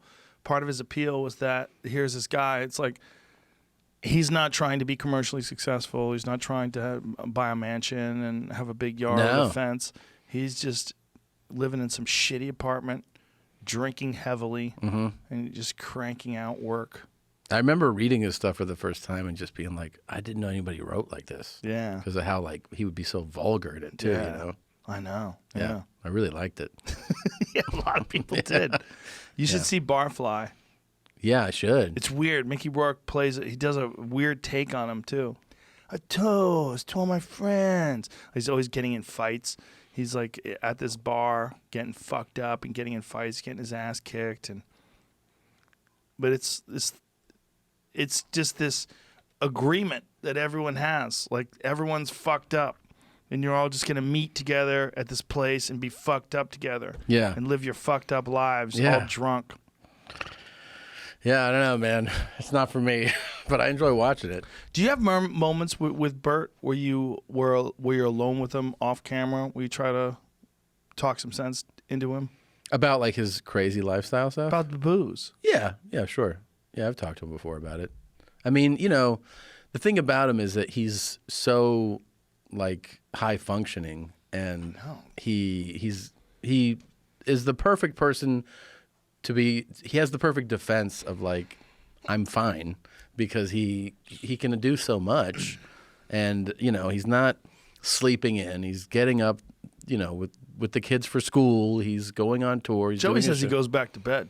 Does he? Yeah. I don't know that. He goes back to bed. He's drinking at 11. Joey. He goes back to bed. That's what Joey said. I go, really? He goes, yeah. Tells you he gets up with the kids. That motherfucker sleeps till 2 in the afternoon. Really? He goes right back to bed. Joey told me the other day, he goes, I got too fucked up the other day. Too fucked Yeah. up? He's like, even me. I go, what happened? He's like, I fight some 400 milligram thing. I fell asleep with Vicodin?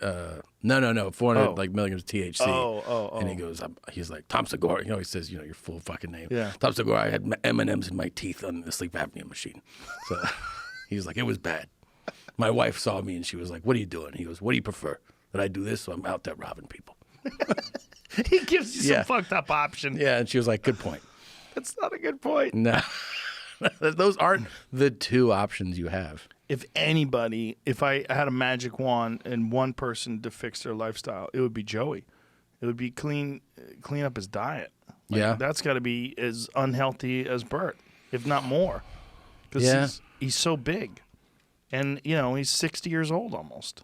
You can't last being that big. And he's already in a much better place than he was 10 years prior, right? I mean, Yes, but, 10 years ago, he lost a shitload of weight. Okay. There was one point in time where he lost like 80 pounds. Yeah. Remember, he said, my head looked too big. That was like his reasoning. I got to gain weight again? Reasoning for gaining weight.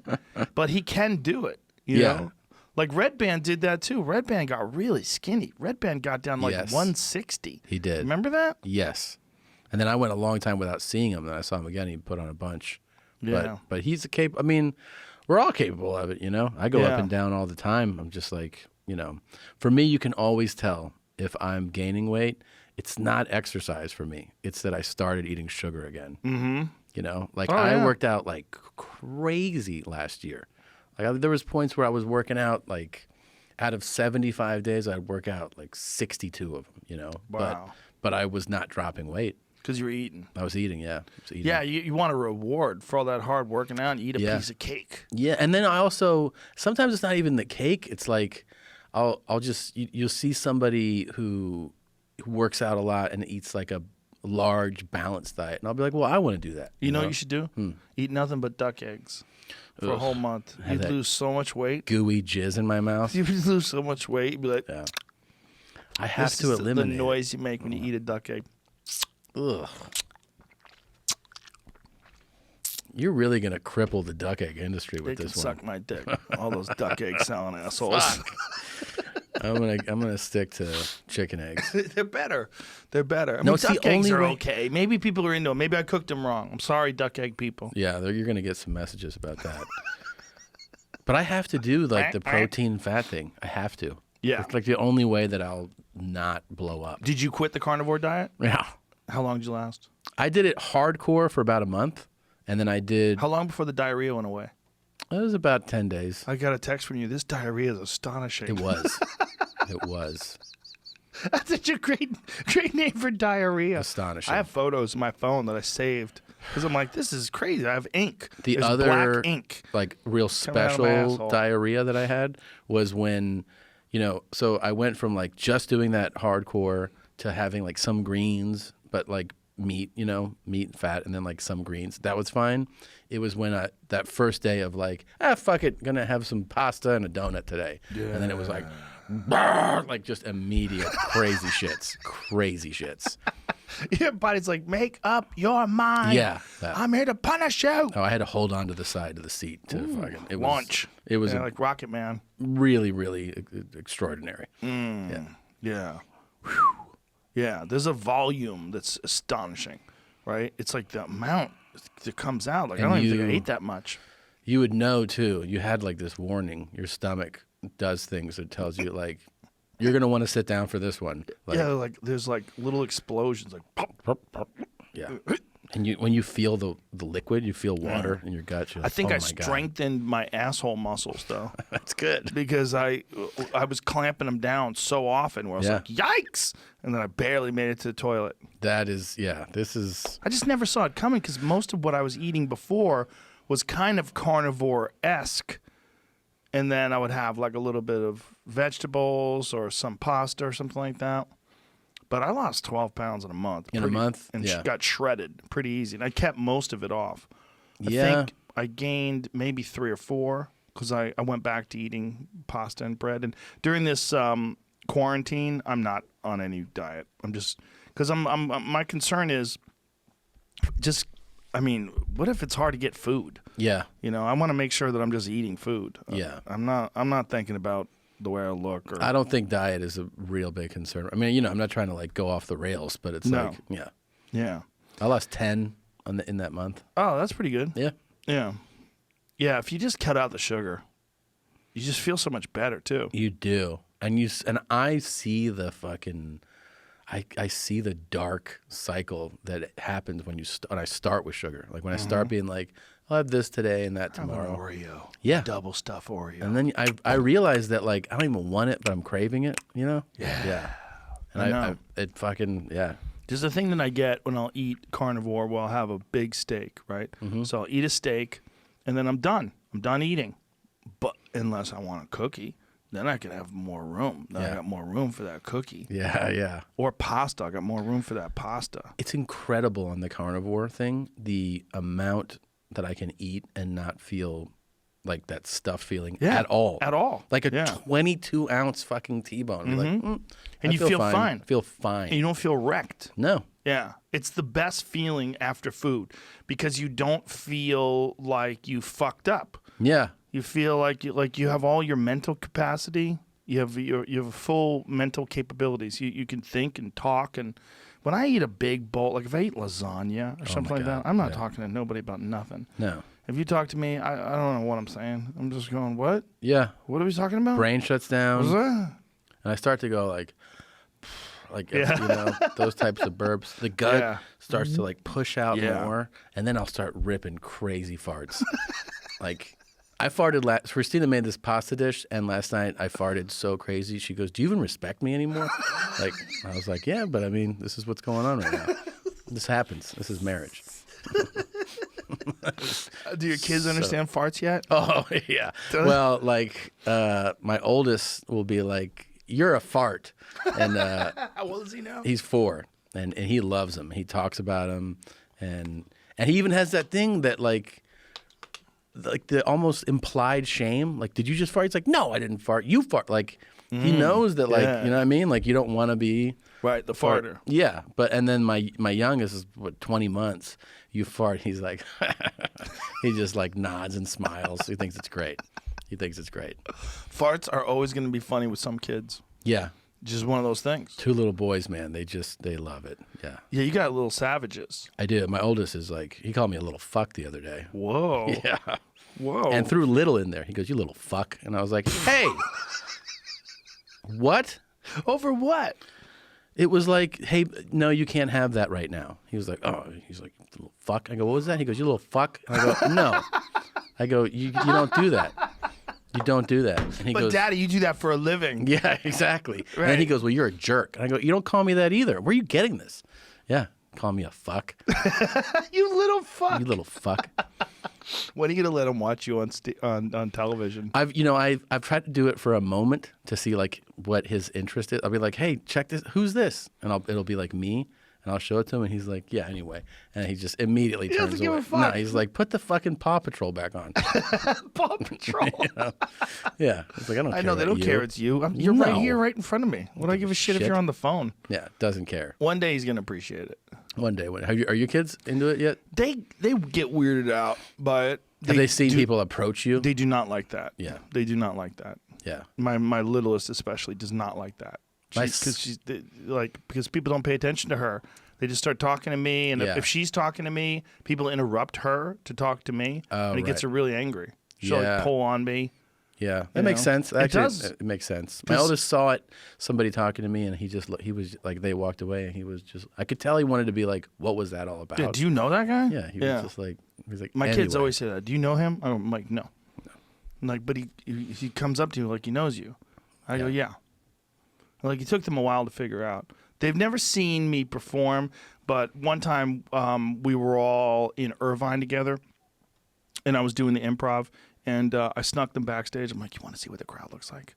And then like they like peek behind the counter, and they're like, oh my God, there's so many people. I'm like, yeah. I go, this is only a comedy club. This isn't even a theater, and it's not even an arena. Yeah, It's crazy. Yeah, So I want them to come to an arena one day That just would to be- see you how have to. bonkers that is. You have to. Because it's so bonkers. Of course, it's going to blow their minds. Yeah. yeah. They'd be like, wait a minute. They're here All for these you. fucking people? Yeah, But who knows if that'll ever happen again? I know. Who knows? Yeah, This is like, no one saw this coming.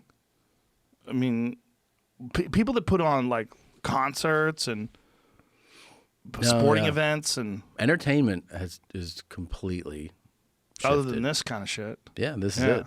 This is it. Yeah, this is it.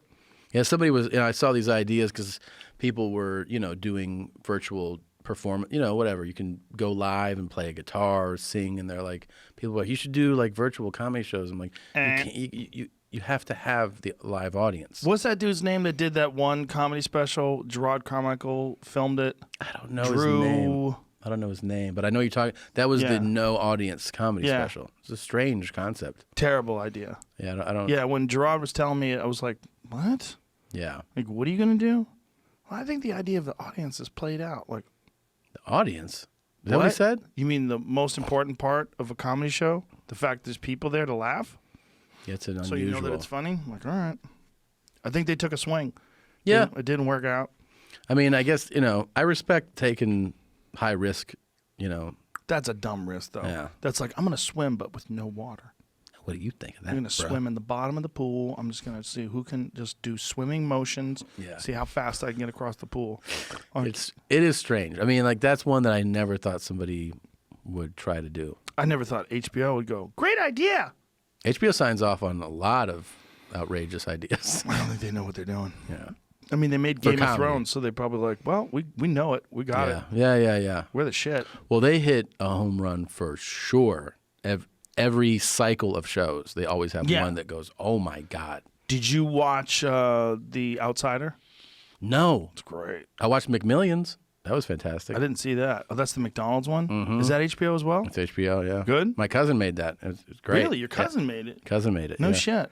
Yeah, it's fantastic. It is such a cool fucking story. The whole scope of that scam is, it will fucking blow your mind. What is the scam? So it was a lottery thing or Dude. something like that? So you obviously remember the Monopoly game that you would play, right? I don't. So, oh yeah, well, you're kind of healthy, but back, don't eat that shit. So, but it was humongous. So what happened was, they would do it like maybe like twice a year, where they would go the Monopoly McDonald's game. And what would happen is, you go to McDonald's and you would buy a Happy Meal or Big Mac, and on like the fries and the drink would be like a peel off thing, and you could win prizes. So you pull off a thing, and you could win. It's something as small as like you won free fries. So you could be like, hey, I won another order of fries or a Coke or a jet ski or a car, and then there were cash prizes, $1 million prizes. So by playing the game, which was essentially buy something, buy a meal, and it would drive up sales, obviously, right? Like sales would go way up because people were wanting to win these prizes. Well, everybody that won for this, I want to say, I forget now, but like 15-year period or something, they were all in on a scam. They were all fake winners. A guy was stealing pieces and giving them to people connected to him. It was all a lie. Nobody was legitimately winning. How did he do that?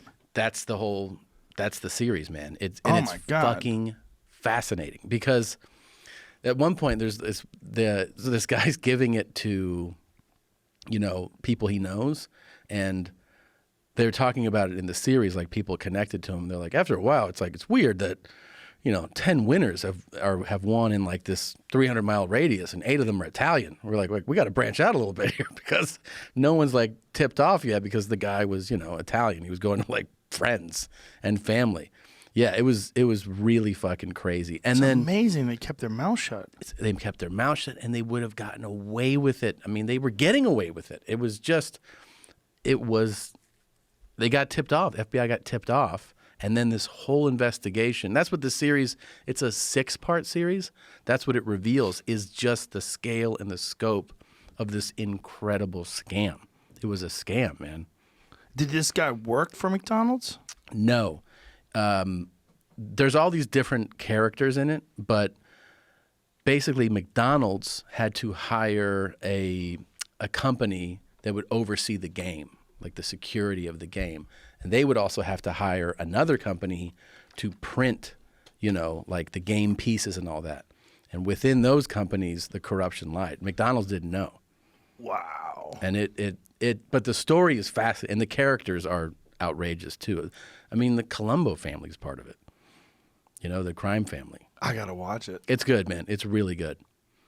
There's so many of those multi-series or multi-show documentaries now that are fascinating. Oh yeah, Like Wild Wild Country, like that kind of shit, where you're just like, what? And when these networks get behind something like that, like this Tiger King thing too, you're like, man, that's why you need that platform, right? Like an HBO or Yes. Netflix to be like, tell us the whole story, show Right. it. It's fucking awesome.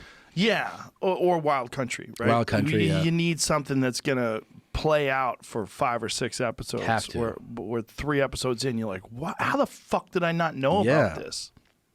What was that one? Do you remember the one a couple of years ago? Was it the staircase? Something like that? I never saw that one. That was fucking good too. Was someone killed his ex-wife or something like that? Yes, dude. And you just cannot believe some of the twists and turns of something like this. It just, and then there was like that part of that. I mean, I'm jumping around on the owl theory where they're like, maybe an owl came and attacked her, and that's what. Yes, dude. Yes, An I swear. owl? Yes, and they were like, there were owls in that area. It could have happened. Like people have all these conspiracy theories about it. It's amazing. It's amazing how many people got away with crimes before like DNA evidence. Do you ever think about how easy it probably was for people? Oh yeah. 25 years ago? If you were a sociopath, Oh, yeah, yeah. just could travel just- around whacking people. No cameras, no DNA. Yeah. I mean, the what's the big one that the Golden State Killer?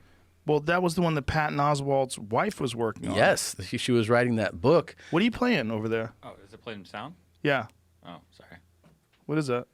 I was looking at the video, that Robert Durst guy. He's on trial right now. That was the other Oh, one. the- that I fucking couldn't get series some was sound. What was that guy's name? fantastic. His What name's was it? Robert Durst. I don't remember what No, the but show what was the called. show called? I don't remember. That's where I got that song. Yeah, the Blood. Yeah. I remember that I was we were doing a gig, and I was like, check out this song. Mm. Because that's where I got that song, the Bad Blood. Right? Yeah. The Jinx. The The Jinx. Jinx. Did you watch it? Nope. Fucking Nope. excellent. Yeah, I read the story, but I didn't watch it. It's really good, and it's super creepy. Like you're following along, and then in the final episode, he's doing his weird fucking. And he has black eyes, like there's no color; they're black, and he gets up to use the restroom, and the mic's still hot, and he's talking to himself in the restroom. You see like the camera's like locked off, filming a wall, and he's like, "Yeah, I killed them all. They don't realize I killed them all." It's a fucking weird moment. Why does man. he have such black eyes? What's that about? I don't know, man. This trial's going on right now. Yeah, well, it might be on hold because of the Oh, right. virus, but yeah, it just started earlier this month, like 2 weeks ago. That's maybe last another week. really cool series. How crazy is that Harvey Weinstein has the Tested, corona? I know. That's gonna kill him, right? I think so. I mean, we don't know, but he really looked like. I mean, he always looked like shit, but he looked like particularly a hot bag of shit. Like walking for the trial. Oh my god! And for the sentencing, when he came in with the walker and everything, like what the fuck? Do you think that was a scam? That he was trying to pretend that he was more hurt than he was? Probably. Right? I mean, he was a movie producer, so he knows how to play it up. Yeah. But he did look like shit. He really did. In a way that you can't fake. Like his face was hanging off. He looked fat. And he did look like he was like, I don't know, like needing that support almost of that, you know? I mean, the guy was walking upright a few months ago, it seemed like. I know.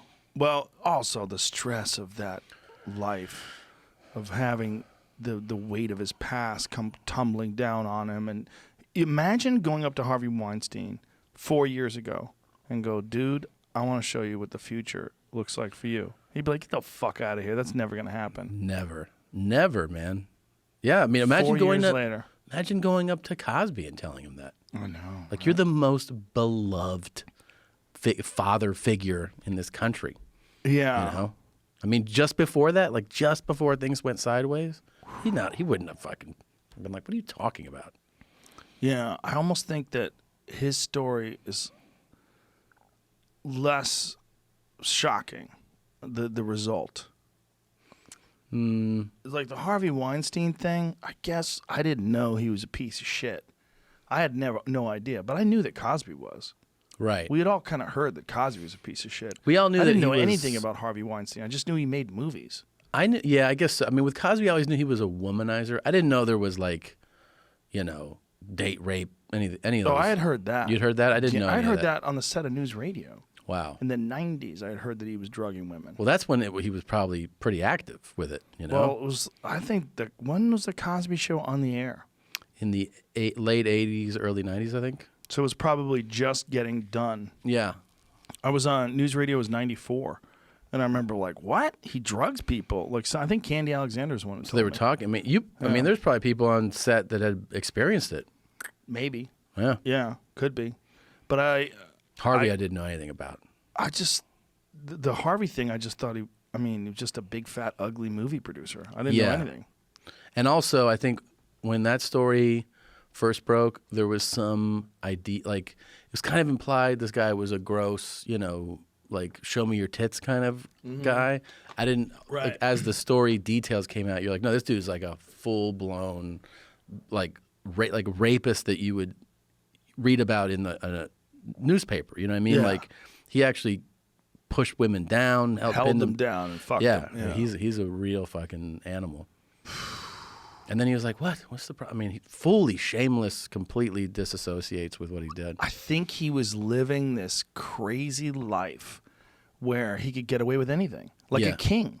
I mean, we've talked about this before, that like that behavior of kings, like gluttonous power behavior, where they just yell at everyone and off with their head and bring her over here. Just like that? Yeah, that kind of shit.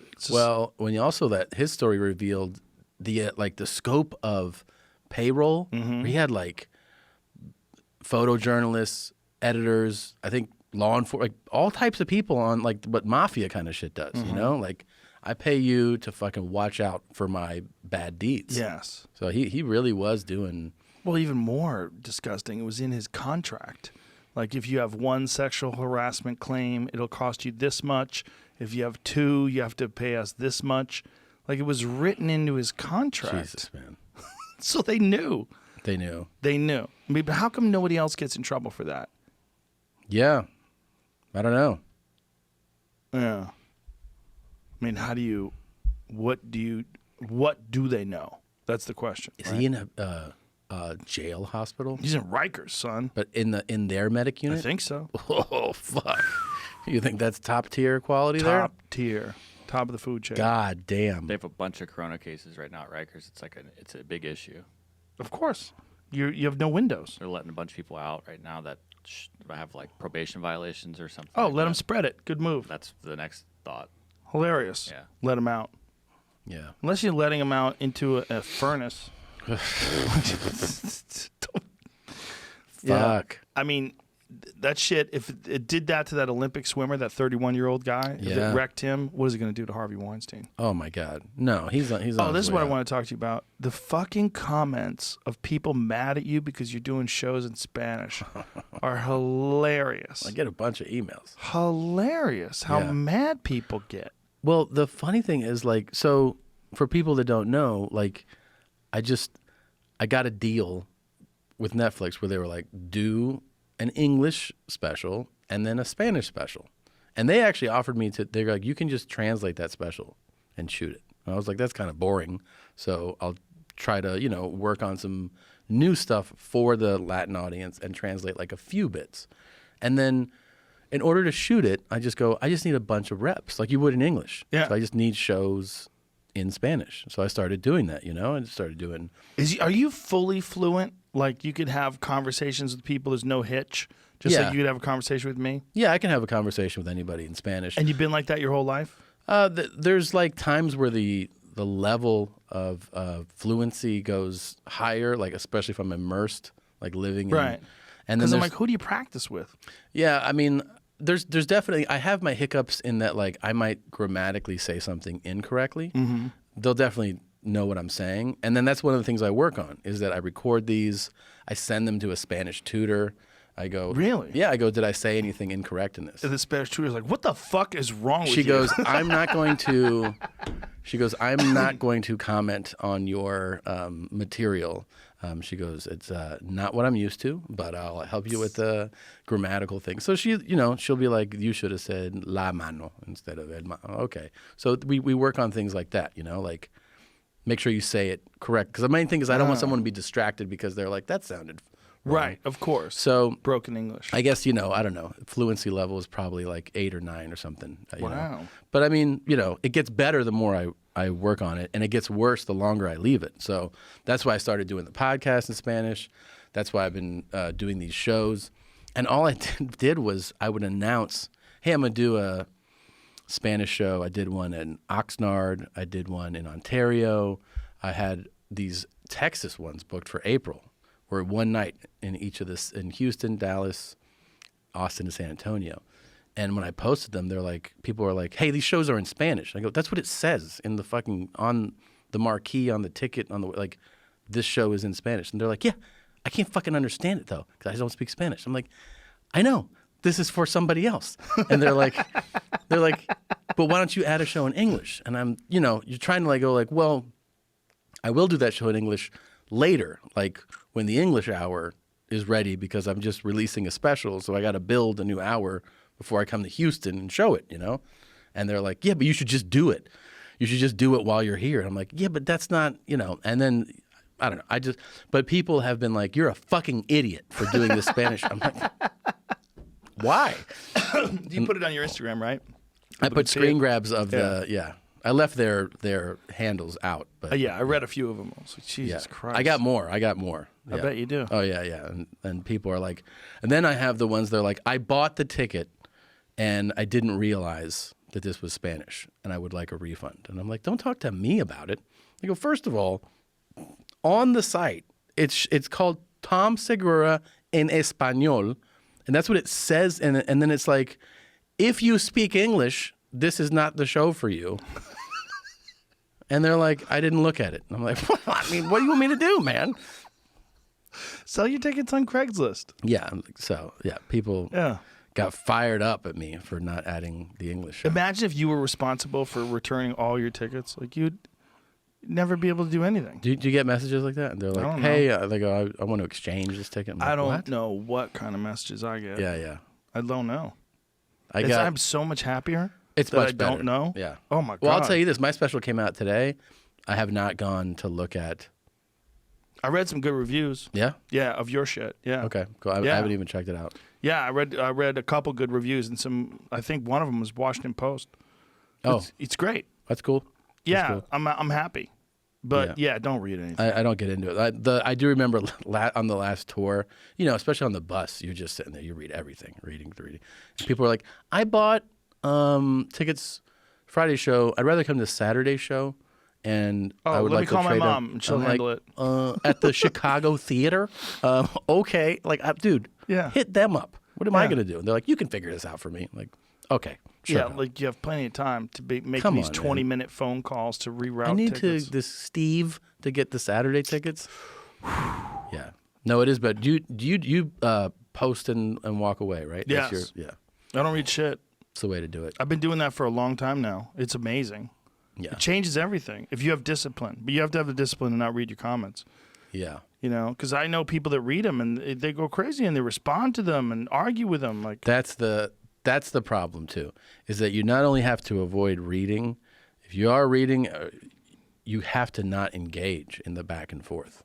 No, you can't. You can't. Because a lot of people are just trying to get your attention, and then a lot of people are also crazy. It's Yeah. like, if you're writing to me, you're talking to the void. Yeah. I'm not reading anything. It's just better that way, man. Yeah. It's better for you mentally, for sure. For sure. Yeah. Yeah. It's just you only have so much time. And you could get trapped reading stuff about you and go, what? Who said that? Why are they saying that? Like, you know if you fucked up. You know if you said something stupid. What are you going to do? Just try to do your best. Yeah. You know, especially like what we do.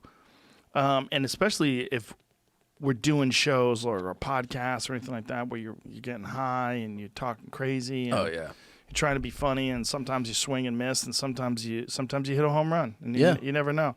But if you delve into the comments and start reading all the things that people say about you and tailoring your act towards, I mean, you're tailoring your podcast or the way you're talking based on the kind of people that are willing to leave comments in the first place. Right. And you're also catering it to the loudest voice. Yeah. You're just saying like, oh, you're loud? Exactly. That is the number one problem with social media. That's what I've tried to explain to people that like read social media and talk about Twitter and Instagram, and they're like, well, there's so many right-wing Trump supporters that this, and there's so many left-wing Bernie supporters that do that, and the Bernie bros, and then this and then that, and then that. No, that's not true. What's true is on the fringes of the left and the right, you have losers that spend all their time calling people out and talking shit online. And I've studied these people. I've studied these people for years because I've been fascinated by people that engage in these Twitter beefs with people. And so I have a few of them bookmarked.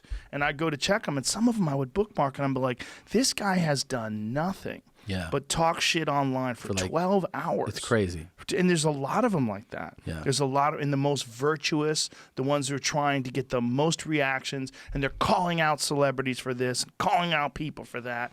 There's just so much of that online. It reminds me of something, you know, some things someone says just stick with you sometimes. Yes. You know, like, and you just, I don't know, you can't explain why, but you go like, it just sticks with me. I remember one time talking to a guy who goes, you know, there's a lot of unstable people out there. And I hear his voice all the time, like about this type. I'm like, there's a lot of unstable people out there. A lot of unstable people that also have access to a phone. Yeah. And then they just start running off to the races. Going crazy with it. Yeah. Yeah. There's a lot of that. But there's also, you know, there's a lot of nonsense on both sides. Just the social media, just the wanting people to like you. Like, did you see that Imagine song that all those knuckleheads got together and sang? Yeah. Imagine There's No Heaven. This is not the time when everyone's Grammy's dying, you fucking idiot, to sing Imagine There's No Heaven. And there's this sense of, you feel like they feel like they did something significant there. She's like, so happy. Gal Gadot, whatever fuck her name is, Wonder Woman. She's got this beautiful smile on her face and so happy to sing that. Thank you. Just like she's seducing you. Yeah. I lost my job at the meatpacking plant, but Gal Gadot sang Imagine. And it's a terrible version. You guys suck at singing. Yeah. Why are you even singing publicly? I didn't even post, but I tried to do one where I first of all, I tried to do that where I go, Imagine. I just started laughing hysterically. So then I did one where I go, I want to connect with all you guys, so let's just jerk off together. And I just started reaching in there. And then I go, I'm not used to this hand. This hand, just try to connect with all my fans. But it's such a dumb move. I don't know. I can't believe how many people. I mean, I guess that she must have reached out to them. Send me you singing a line. And they want to be like tight where they're like, sure, Wonder Woman. Yeah. I'll do it. Imagine all the. Yeah, like, okay. Okay. I couldn't keep it. I tried to do it. Stay off, fuck. Stay offline, you fuck. I tried Get to off do your it. phone. Did you have your video you made? Yeah, I tried to do it because I wanted all of us to mock it. I think I have it. I think some comics did something like that. Yeah, Didn't yeah, they? yeah, they did. I couldn't even say it. Well, yeah, like I saw Eric Andre and them like slob on my knob. That's what they did, right? Did they? Zach, yeah, they were like, yeah, they did like a parody of it. It was great. Well, the weird thing is, people are sitting around going, "Oh, people think I'm cool if I do this." Yeah, yeah, yeah. Instead of like just capturing a genuine moment in your life, which is really hard to do on social media anyway, because you feel like a fucking dork. You know what's a weird feeling though is like, imagine you had worked with Gal, right? I thought about this too. Like you did you were in a movie or something with her, and then she hits you up, "Hey, I'm trying to do this," and you have that moment of pause, especially as a comic, because you have like so much self-awareness, where you're like, "Oh, that's gonna be lame as shit." And then you have to like figure out a tactful I would no. ghost her. Just don't respond. 100%. 100%. First of all, I could give 2 fucks whether or not I'm ever in a movie again, ever. I know. And another 2 fucks whether or not I talk to her. So I'd be like, ghost! At first you'd be like, "What's up?" And she's like, "Will you sing Imagine, a line from Imagine and if I'm send it to friends me?" with her, Yeah. like if I've had conversations Yeah, yeah, with her, that's what I'm saying. I would have to say, listen, you're awesome. I think you're great. Yeah. But I don't that is a ridiculous idea. Yeah. It's so lacking in self-awareness and so ridiculous. Let me tell you what I would do even if I wasn't a comic, if I saw someone do that. I'd be like, "What in the fuck do you think you're accomplishing with this?" I felt so much better today seeing celebrities sing Imagine. It made it better. It This made the world better. pandemic was not really Yeah, that I mean, bad. Grammy died choking on her own vomit, but I feel like the world's better because Gal Gadot's so pretty. Gal Gadot. And she sang. started it off. Imagine there's no heaven. And then at the With a end, big smile. she did a really like sincere look into the camera, like, "Look what I did for you." Did she? I mean, yeah, that's how I it didn't ends. get to it. She's like, "I feel connected to you." Yeah, there's some people, man, that get real self-indulgent and self-righteous with that fucking social media. It's exposed a lot of celebrities for being real dorks. Yeah. Yeah, of course. They should be exposed for that. But they never got a chance to be exposed before. They would go on the Tonight Show. They do these things. They do these interviews. Everything was real fluff. Yeah. But you just leave them alone with a phone. Or you get great stuff.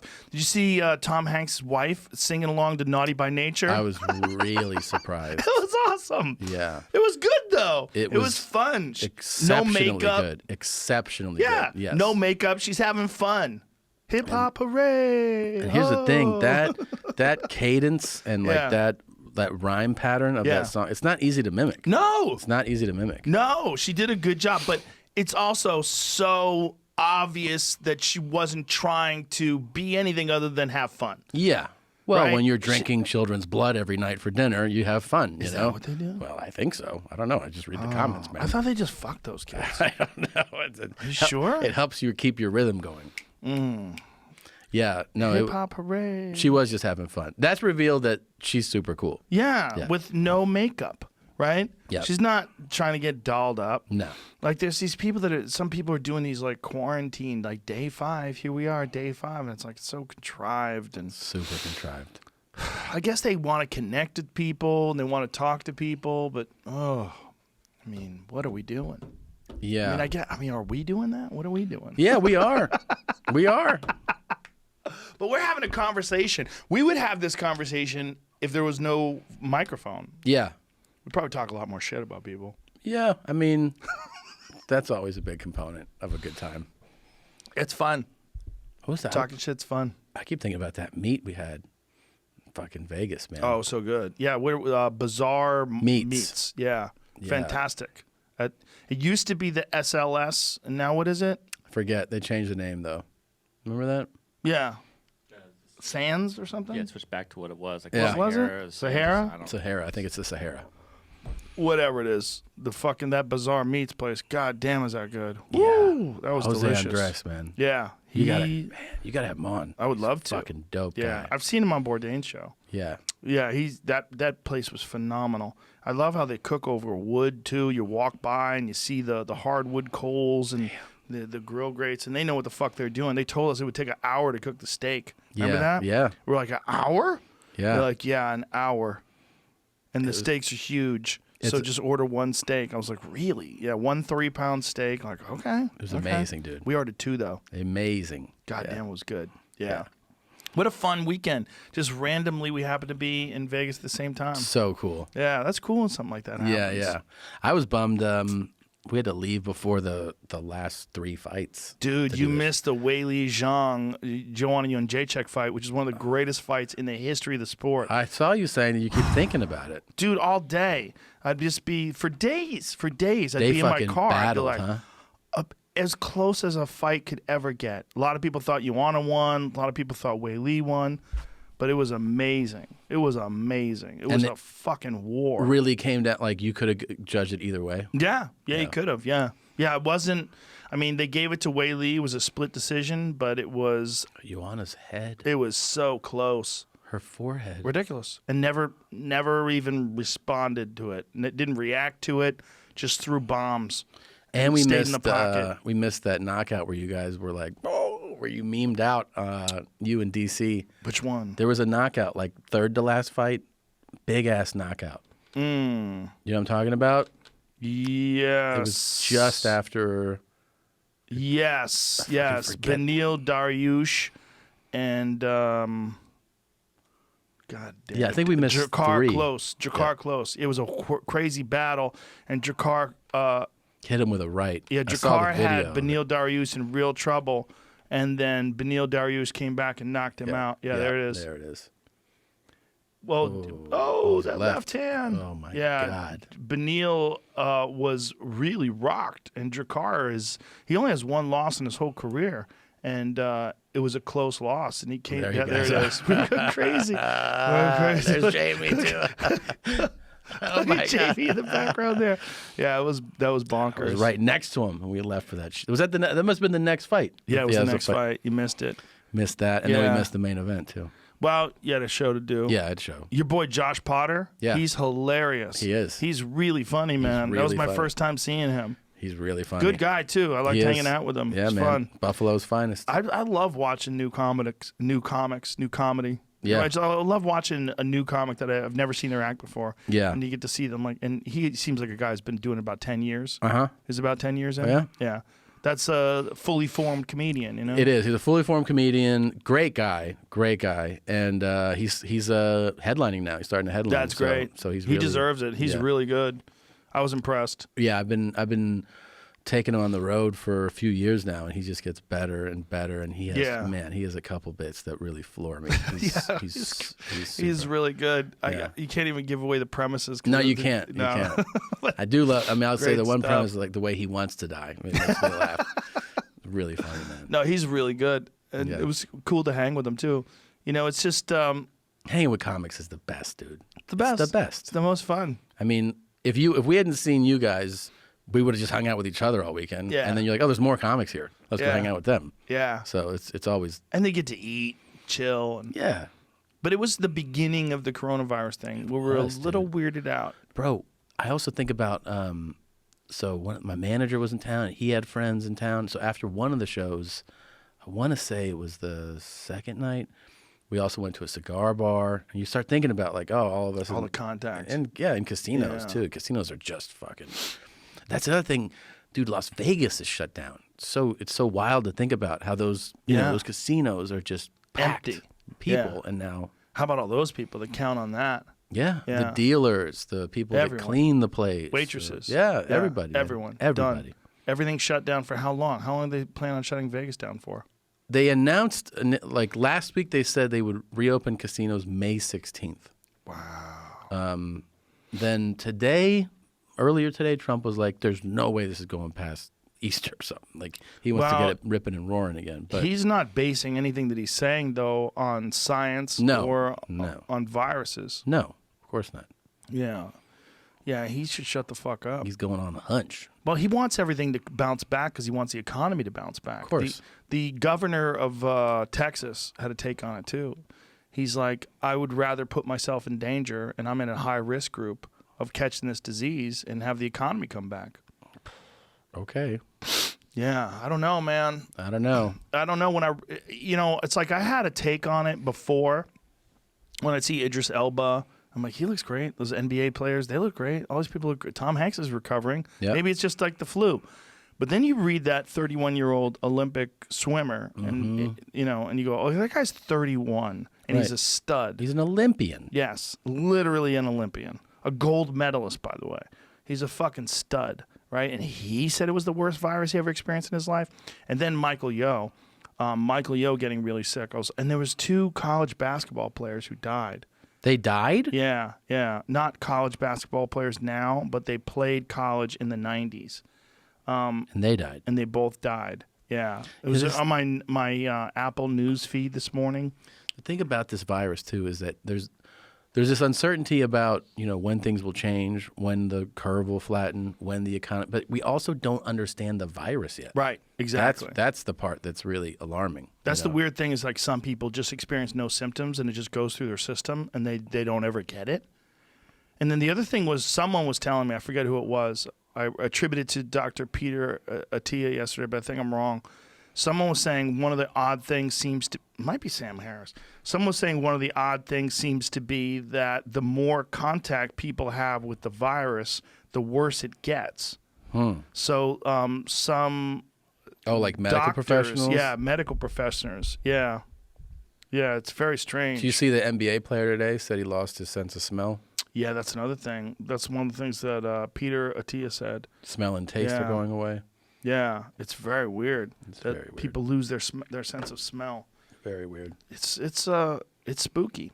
Yeah, because it's also there's these crazy conspiracy theories that Wuhan is like some place where they have some weaponized virus lab, and so that they're worried that one of the things that that makes this so scary is that it could have snuck out of this fucking lab. But apparently they've traced it to a very specific type of animal. I thought that this thing always transfers. I think Moshe told me this, that birds need a pig. The pig is the perfect conduit of transferring. Like the bird disease won't come from like straight to a person. It needs to go to a pig, and the pig can infect people. What about avian flu? I don't know. Avian flu came from birds. These are bats, and then I think bats gave it to pangolins. Do you know what a fucking pangolin is? Mm-mm. Whitney was telling me this, that a pangolin is like the most, the most, what is the word you would use where someone is transferring animals. I'm fucking slow today, man. My brain's slow today. I don't know what's going on. Yeah. That the most exploited animal in the world. You know what a pangolin is?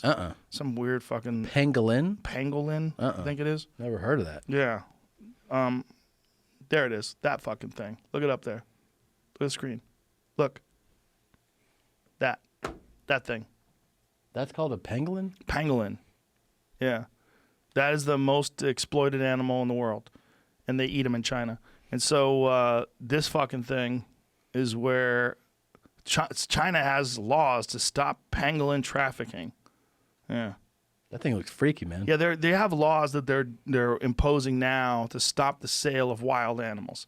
You can't sell wild animals in the United States, but you can sell wild fish, but you can't sell wild animals in the United States. That's one of the weird things about fish. What about those like exotic people in like that documentary? You know, like aren't those wild animals? I mean, for food. Oh, okay. I mean, for food. Okay. You can't, like, even in this country. This like, is the most trafficked animal? Yeah. Adorable pangolin is the most trafficked animal in the world. How is that possible? Ask Whitney Cummings. She's the one who told me, and it seems to be true. Yeah, it's in the New York Post as well. There it is. The rainforest of the Congo, Cameroon, and Central African Republic lives an elusive mammal that looks like a cross between an anteater, an armadillo, and a pine cone. And thanks to poachers, the pangolin is the most trafficked animal on Earth. In April of 2019, Singapore seized a world record 25.6 tons of pangolin scales worth $76.5 million from an estimated 38,000 of the creatures. In December, the scales from some 50,000 African pangolins were seized by Chinese authorities. This is wild. What do they do for it? I don't know. It's because of this scale, this unique feature that makes them a target, said Tessa Ullman, a volunteer for the Sangha Pangolin Project, a preservation society. The pangolin burrow to create holes, so the scales are associated with circulation. It's used as an ingredient in traditional Asian medicines. They're used to help mothers for lactation and for blood pressure, but none of this has been clinically proven. So it's like tiger teeth and fucking and rhino horn horns shit. and tusks. Yeah.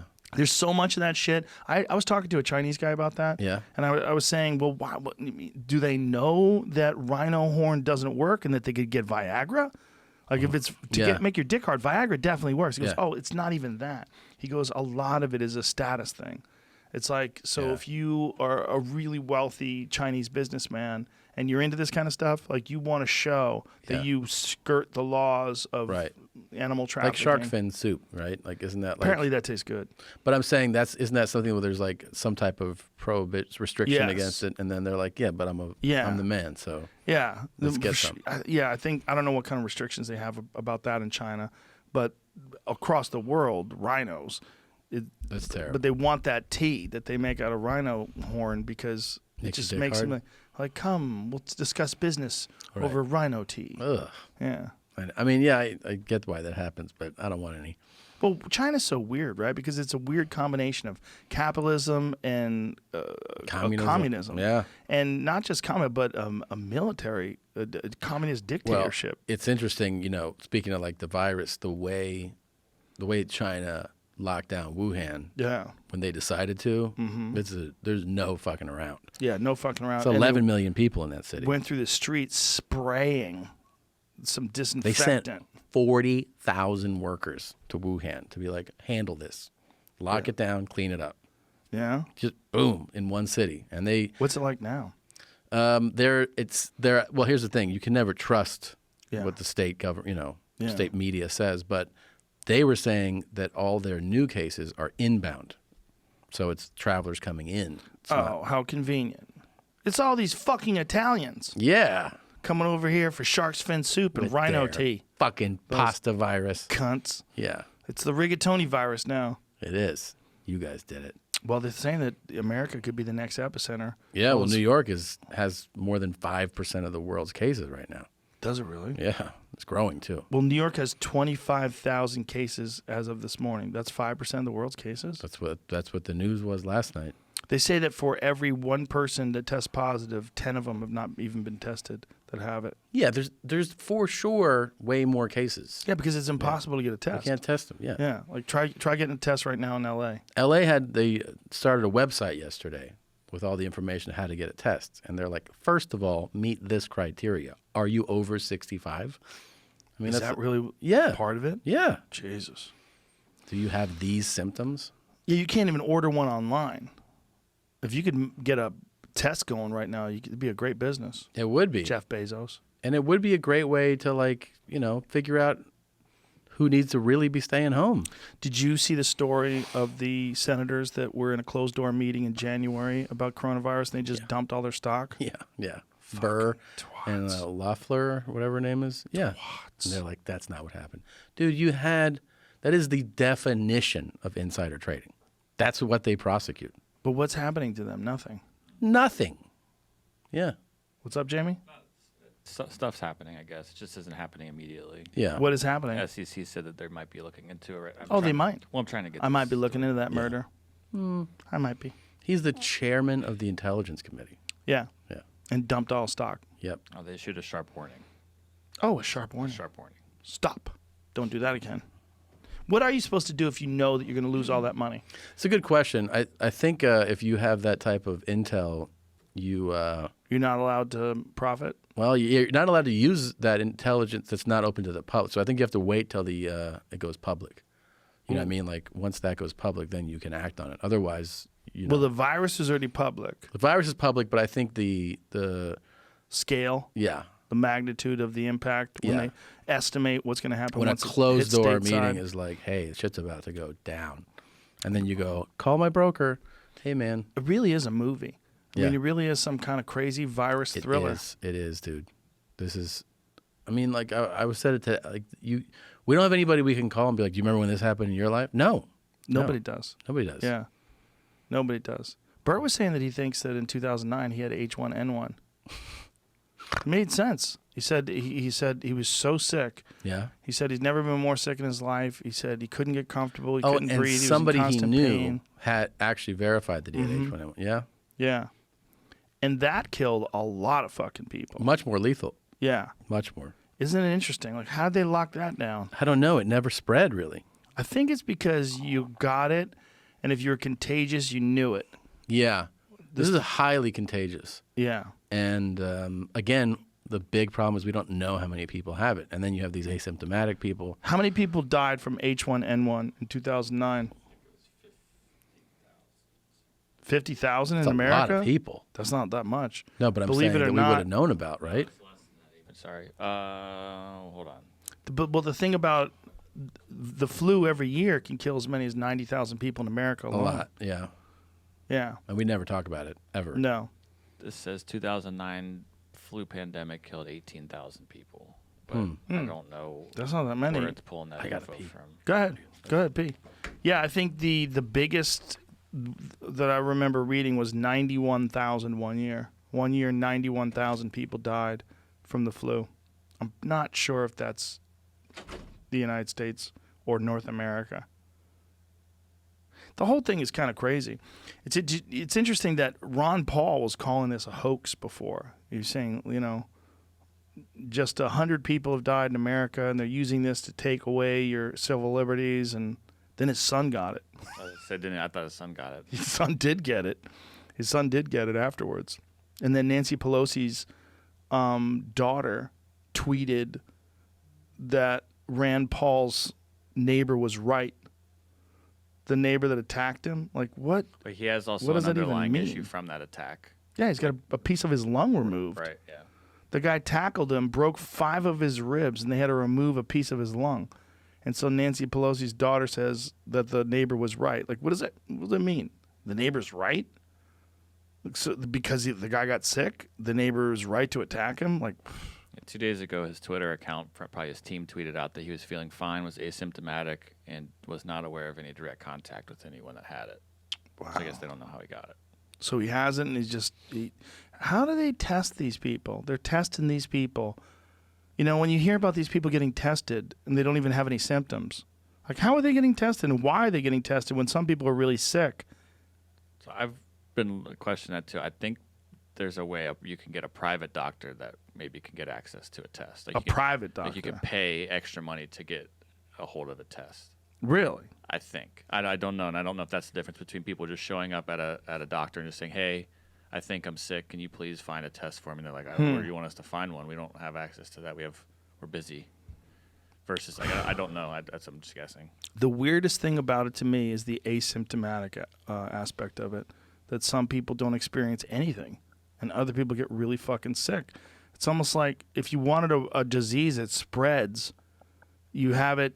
I mean, have that. Have one where like 50% of the people don't even feel anything, and they just spread it to 50 more people or 100 more people or thousands more people. It's weird, man. It just doesn't make sense like a normal thing makes sense. You know, because we haven't experienced this one particular virus before. We really don't know anything about how it's going to end, where it's going to go.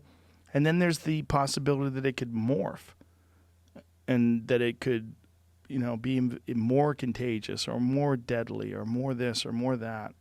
Apparently some people who have tested positive for it, though, are contributing, and they're extracting antibodies from these people that have gotten over it. But it's still going to be, the estimations are 6 months to a year before they come up with a vaccine. I've only seen rumblings of the false positives online. And it doesn't bubble up too much, but I think that happens all the time. okay. False positives with all kinds of diseases. What do you got there, fella? Hand sanitizer? Of course. Yes. Everything. Spray it. Spray it, baby. Pharmacist told me the other day that, I don't know, this is bullshit. The pharmacist told me that it's not effective unless you have it actually dry on your hand. Like when people go like that, he's like, you got to actually have Really? that alcohol dry. A pharmacist told you this? He said people. I mean, I don't know. I don't know if he's some fucking lunatic, but that's what he said. Makes sense. Yeah, he's like, it's not. He goes, people like put it on and then just. He's like, no, you got to actually rub it all the way in. What is life going to be like when this is done? That's what's going to be weird. What is life going to be like? Are we going to be paranoid now? I mean, someone, Weird Al Yankovic tweeted, "Everyone is Howie Mandel now." I mean, that's not. This is gonna. I do think it's gonna spur this whole generation of super germaphobes like that. Oh, yeah. Right. Especially like a kid. I was thinking about. I said my kids are too young to recognize what's going on. They don't know what's going on. But any kid that's their grandma dies. Yeah, or just is like, I would say between ages 6 and 13, that childlike, growing up age, and you go like schools. I'm not going to school anymore. Things are shut down. We can't go to restaurants. Don't go to the movies. Blah, blah, blah. Everything's different. A lot of those kids are going to grow up super anxious and weirded out by this. Yeah, scared to travel. Yeah. Yeah, like traveling. Dude, I think I personally never hesitate about any germ stuff. I'm not built like that, but I have thought about getting back on fucking planes. Oh. I'm like, God damn. Recirculated air. Nothing you can do about it. Nothing you can do, man. Yeah. The planes. And what are those anti-vax people going to do? What are they going to do? Because they don't even want to take a vaccine. What if they come up with a vaccine for this shit? Anti-vax people are the dumbest of all. They're so fucking stupid. Do you have Eddie's number? Do you want me to text him? Is he one of those two? I know he's like, it's so stupid. I mean, that's really idiot. It's moronic. Yeah, people get mad at you for I know they do, suggesting but that there's something wrong with being an anti-vaxxer. Stupid. You're dumb. You don't. I mean, just look at the research. Look at the evidence is all there. It saves lives. The research countless. is all brought to you by the mainstream media. Okay. Don't you understand how it works? Sorry. Yeah, why don't you go call Tom Hanks? Yeah. See and it. show up at one of those meetings. I bet he believes in vaccinations. Bet he does now. Yeah, what do they do? What does an anti-vax person do about coronavirus? If they come out and they go, we have the vaccination now. Yeah. I mean, I don't know, pin them down, fucking jab it in their neck. It's totalitarian. Big fan. Well, one of the things that Putin is doing, go to Roy Jones Jr.'s Instagram page, because Roy Jones Jr. is I don't know if you know this. Roy Big Jones Putin Jr., fan? big Putin fan. I did not know that. Actually has a Russia passport. What? Yes. Did I hear this? He's a Russian citizen. Roy Yes. Jones Jr. Roy Jones Jr. Must have got some of that sweet, sweet, sweet Russian punana. I bet it's so good. I bet it's the best. I bet what they honeypot you with is just the best. I bet it's like a fist. You're Yeah. like, Jesus.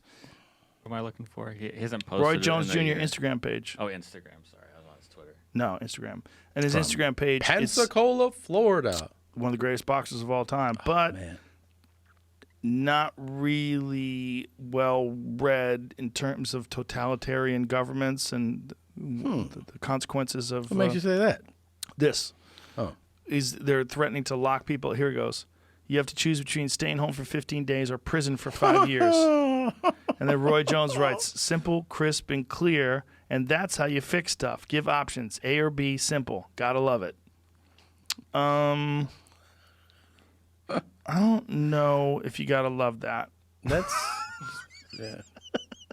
5 years in prison. Is that how they're handling it there? I don't know. It might be bullshit. Might just be a meme. Yeah. But I think he's just pro Putin. Yeah. Putin hooks him up. Yeah. It's all I mean, pictures of him hanging out with Putin. Putin comes to his fights. Like when he was Seagal, man. fighting over there. Seagal's He likes Seagal over there too? Oh yeah. Oh, that's right. They're buddies. All that whole region loves Seagal, and he loves them back. So hilarious. I think he's got a Russian citizenship as well. I think he does too. Yeah. So strange. He had an SEC violation recently. For insider trading? He didn't disclose that somebody that he was Bitcoin endorsing, thing. but yeah, didn't disclose that they were compensating him, and I guess that's an SEC violation. So let me ask you this: while you're on this, where we're all on this hiatus, how are you practicing your Spanish? Are you just practicing it by doing your podcasts? Yeah, doing the podcast, talking to people. The How best often thing you do can you do. I mean, I try to do it. The podcast, I try to do it once every couple of weeks, but it's the best thing to do if you're ever trying to like get better at any language is immersion, and it's forcing yourself to have conversations. You have to talk. You have to actually, even if it doesn't even matter if you're new at it, or you're pretty fluent at it, you have to talk and have. So do the you call your mom, have Yep. conversations with her? My mom, my cousins, the tutor, friends. Richard Villa is a comedian, friend of mine, speaks fluent Spanish. Francisco Ramos, Jesus? Jose Trejo. Yeah, Yeah. Jesus speaks it. Yeah. Fabricio Capano. Yeah, Francisco Ramos, Jesus. Yeah, those guys, all fluent speakers. Yeah, any conversation you can have is going to help you, maintain it or get better at it. So when you get back on the road, is the number one priority the Spanish special? Like get the Spanish special rolling, or is it just get your feet back under you? I think it's because I was at that last show I did March 11th was 20 minutes of new English material for my stand up. Right. And so I was like feeling pretty good about that I had like 20 new, and so I was going to go into like a bunch of work. I feel like I would have had 10 more by now. By now, yeah. 10 a month is doable. It's doable if you're working. Yeah. I've been balancing both. I did that 20 new while I was working on the Spanish stuff. So it's going to be to go try to get back to both, man. Just doing the Spanish stuff and getting my regular English set. Isn't it going to be weird to do set the first time? It's going to be real weird. Strange. It's also, it seems to me that we have this idea that things can't change, so we have to go back to the way they were. Right. We have to. It's gonna be that way again. We're all comedy junkies, right? Yeah, yeah. I mean, I've said this many times before, but it's true. I feel bad for people who've never killed. They don't know what that feels like. Right. They don't know what it feels I like. thought for a second like you meant killed a person. No. Oh, I was like, whoa. On stage. I mean, on stage. No, I know. I was like, I feel bad for someone who's never rocked a house. Like, you don't know what that's like to crush. I think too, the perspective changes for them. You ever have a friend watch from the wings? Yes. And so it always feels different. They're like, that's what you fucking feel up there? Yeah. Because they get to actually sense that happening. Yeah. Now I'm remembering. When I came to see you, I was so exhausted. I remember that I fell asleep in your dressing room. I'm like, man, I'm not doing so good. And then I was thinking about this coronavirus shit. I'm like, I better get back to the hotel. Yeah. And I crashed so hard. I slept for like 10 hours that night. That's not normal for you, right? No, it's so weird. Yeah. I was watching. I was like, God damn, I got to sit down. And I went to your dressing room for a second. I took a leak, sat down on the couch, and I was nodding out. I was hanging out with Jamie. And I was like, I need to go back to the room. Yeah. I'm like, I'm hurting. Maybe I was fighting something off. Maybe, man. Maybe. But that's going to be everybody from now to the end. I think I might have had it for a day or two. Yeah. But my immune system's amazing, and I shuck it off. Yeah. It's so weird that some people get it and some people don't. There's nothing like this. There's nothing like this, man.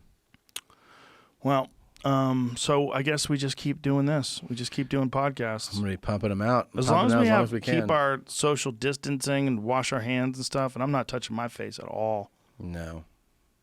I don't think. It's one of those things, though, you start doing it, you don't even realize you're doing it. Even on those announcements, the doctors. The lady licked her finger. Licked her finger, and the other guy scratched his face, touched his feet. I mean, they're all touching their face. But when she licked her finger right after she said it, it's like, what are you doing? You maniac. Yeah, of course. What year, when was that, when she licked her finger? It was about 10 March. days ago. Yeah. It was only 10 days ago? When Really? she did that? Yeah, that was about 10 days What ago. is today? The 24th. Yeah. Yeah. Man. I don't know. What's that? 3 weeks ago. When Was she it? did that? Yeah. Wow. Whoa. I was way off. Time's moving fast. Time is moving fast. Yeah. And you can go, the other thing that's strange is that you consume the media, like the news of it, and oh my God, what's going on? And then you can walk down the street or drive down the street and forget that, you know what I mean? Like there's this sense of, Yeah. So I talked to another cousin of mine's a doctor, and she's like, "Oh, I don't turn any of it on. I just get it out of. I already know, like what's happening, so I just choose not to be bombarded by it." Yeah, you can be bombarded. Yeah. And it also shifts your view of the world. So it can heighten your anxiety and your paranoia. Like people who are anxious already, people who already have anxiety issues, they must be a fucking wreck right now. Absolutely. Because they're like, oh my God, I was right. The world is ending. There's a mandatory lockdown across the entire country, except Montana. It's weird to have this going on, honestly, and promote. You know what I mean? A special. I know. Like But there's so many people at home. There's so many people at home. I mean, I understand the whole marketing of it and how that works, but you're just like, you know, you're on these calls and they're like, tell us about your new special. Isn't it crazy? There's a pandemic. So when did you guys shoot it? I'm like, yeah. What do you mean by ball hog? And why do you have all those Pornhub girls? They're saying ball hog. Yeah. Did you get those girls to say that, or are they already saying ball hog? They're already saying it. You talking about my stories? Yeah. Yeah, they were already. That's where I got the title. Uh-huh. So I was on the road. I was J and my D. Woo. And I saw a nice lady doing really extensive stuff to this guy's balls. Right. And I was like, I wonder if there's a whole subgenre dedicated to this, you know? So I typed it in and they're like, you might enjoy ball hogs. So in that feature, these ladies, they introduce themselves and they go, and I'm a ball hog. So Yes. they all do it and they really work on guys' balls, like hardcore, like really intense. And so in the special, I at one point just reference, not that film, but I just tell people that their mothers are ball hogs. And then and then I think you're really good at this, by the way, picking titles. I think it's one of the hardest things, you know? You're like, you're doing your edit and you just want your show together. And they're like, what are you going to call it? You're like, I don't fucking know. Live from here. It's just the worst. But Yeah. you've had good ones. But anyways, I was going back and forth with different titles, and it was suggested, actually. Josh, my manager, who was like, what about ball? And I just smiled ear to ear. And I was like, yes. So it was settled at that point. What was your tour named? Take It Down. Oh, yeah. You can't call it Take It Down. You can't call it Take It Down. No, I mean, you could, but No, you can't. ball hog's better. Yeah. But it's funny when you call a tour one thing and then you call the special I something. know. And people were like, you should call it Take It Down. I'm like, yeah, but they don't want it to be called Take It Down. Yeah. They don't. Netflix isn't like, it'd be great if you call this Take It Down. Ball hog's perfect. Yeah. And plus it has that other meaning too. Yeah. Selfish, Yeah. sharing. Yeah. Yeah. Has a couple layers to it. Yeah, naming it, and then don't you get that feeling too when it's over that's just like, I just needed another couple months? Always. Dude, so we shot at the at Austin City Limits. Great place. Beautiful, amazing venue. The next day, I had to move venues because we would have shot the next day as well. The next day we stayed in Austin and we did 2 more shows at the Paramount. So if we had the opportunity, I just would have stayed and done because you guys started doing, I love it, the 4-show tape. Yeah. I would have done it. You just didn't have the venue. The So like we can't do it. So you just did one night, 2 shows? One night, 2 shows, and the next night switched to a venue. But the next night you feel even looser. That's what I'm saying. Yeah, sorry, Yeah. I forgot my train of thought. The next night, you have the relief of like, I shot it, and then like this joke, taking it here, finding. You're like, I wish there was a way you could make yourself do that. You I can't. know. Well, the way you can is by doing 4 shows. Yeah. That changed everything for me. When I started doing 4 shows, it made all shows be like a show. Mm-hmm. And like when I did Boston, when I did Strange Times, the first show was where most of this shit came from. I only had a couple of bits that I didn't do earlier that I had to sandwich in there. But most of the set was from the first show because I was so loose. Dude, the next night, I added a line to one of the kind of like table setting jokes. Yeah. And it just fucking crushed so hard that I took it out of the special. I took the joke out. I go, I got to keep this joke. So that's that's good. Yeah, I was like, I can use it again. Well, that's good that you could do that. Yeah. That's good. I had to trim down too. Otherwise, it will fucking haunt you. It makes you hate yourself. You should almost tape twice. Tape and then tape again in 4 months. I know. It would change everything. Right? Yeah. No, tape again in a month. A month's enough time. Yes. Yeah. Film and then film again in a month. And then watch that in between. Yeah. You're like, just be such a gangster that you're going to pay double taping money. I don't give a fuck. You don't give a fuck. No. Especially today with all this fucking quarantine money. Oh my God. If Netflix paid you per view, oh my you'd God, be cashing in right now, son. I know. And then what'll happen is I'll go to negotiate next time, and I'll be like, "These views were." They'll be like, "That wasn't real. That was quarantine views." Quarantine views. You're a Corona comic. Corona comic. Yeah, there's they're throttling internet now. Yeah. Because so many people are online. That's they're really concerned about New York City. Because like New York City hasn't even hit its peak yet. They think the peak is within 2 to 3 weeks. Mm-hmm. So the cases you're experiencing now, that's not even peak. So in 2 to 3 weeks, there's going to be even more people at home, taxing the structure of, you know, all the services, whether it's electricity, whether it's internet, everything. All the underlying things that you use and you take for granted.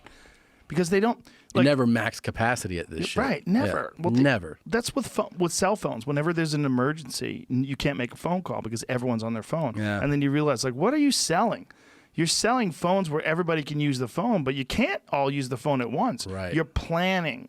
Your whole, the way your structure is set up, it's only set up for a certain amount of people using it at the same time, even though you sold 300 million cell phones. Yeah. You can't really use them all at once. Well, it's busy right now, Your man. infrastructure sucks. Yeah, that's true.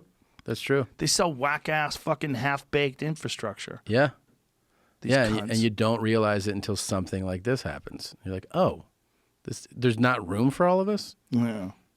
Well, the last apocalypse you and I experienced, we went to a nice hotel. That's right. During the fire. We stayed in the same hotel. I know. Let's leave together. I'll leave together with you. Where you want to go? We got to go somewhere. Colorado. Get a ranch. Colorado would be dope. What about somewhere really hot? Hot? Hot. Is that Really hot? better? I think so. Arizona? I was told. I know that there's like a theory in it, but like that the viruses thrive more in the cold setting. Yeah, that is a theory. I don't know if it's factual. I think the virus just needs hosts. What about like Fiji? You know what I mean? Tahiti. Yeah, or but something then like that. they fucking steal your money. What do you mean? Go to some weird whack-ass foreign government. You can't keep your money over there. Bet there's no corona in Papua New Guinea right now. You don't think so? Because they're all eating brains. Dude. They're eating cannibals. They were telling, like, one of the guys told me he had when I was in Australia like a month ago, or 2 months ago, he goes, I was working there on some construction thing, and he goes, you don't leave the area that they tell you because, you know, things get crazy and lawless. If you venture out, somebody, you know, could fuck you up. No one will ever know. Have you ever heard of the seaman warriors from Papua New Guinea? Mm-mm. Prepare yourself for this story. There's a tribe where when boys are young, they take them out of the tribe and they teach them that in order for them to fully grow, they must ingest semen anally and through the mouth. And so they fuck these boys and make these boys suck dick all their life until they grow full size, and then they turn around and do it to young boys. To somebody else. Yeah, the seaman warriors of Papua New Guinea. Seaman, come. Yeah, and they have these names like anal father and anal son, and and the way they refer to it, it's like, but it's like some pedo. Like at one point in time, started this down. It's like, in order for you to grow, you got to suck my cock. And like, well, I want to be big and strong. I definitely want to grow. Yeah, literally, there's a whole tribe that operates under that principle. All right. And people have visited them. I think they're cannibals as well. There's a lot of cannibalism going on down there. That's a nice ribbon on the day. You know that what is it called? Creutzfeldt-Jakob disease. Same thing as mad cow. Is that from eating too much jizz? It's a prion disease. The same prions are.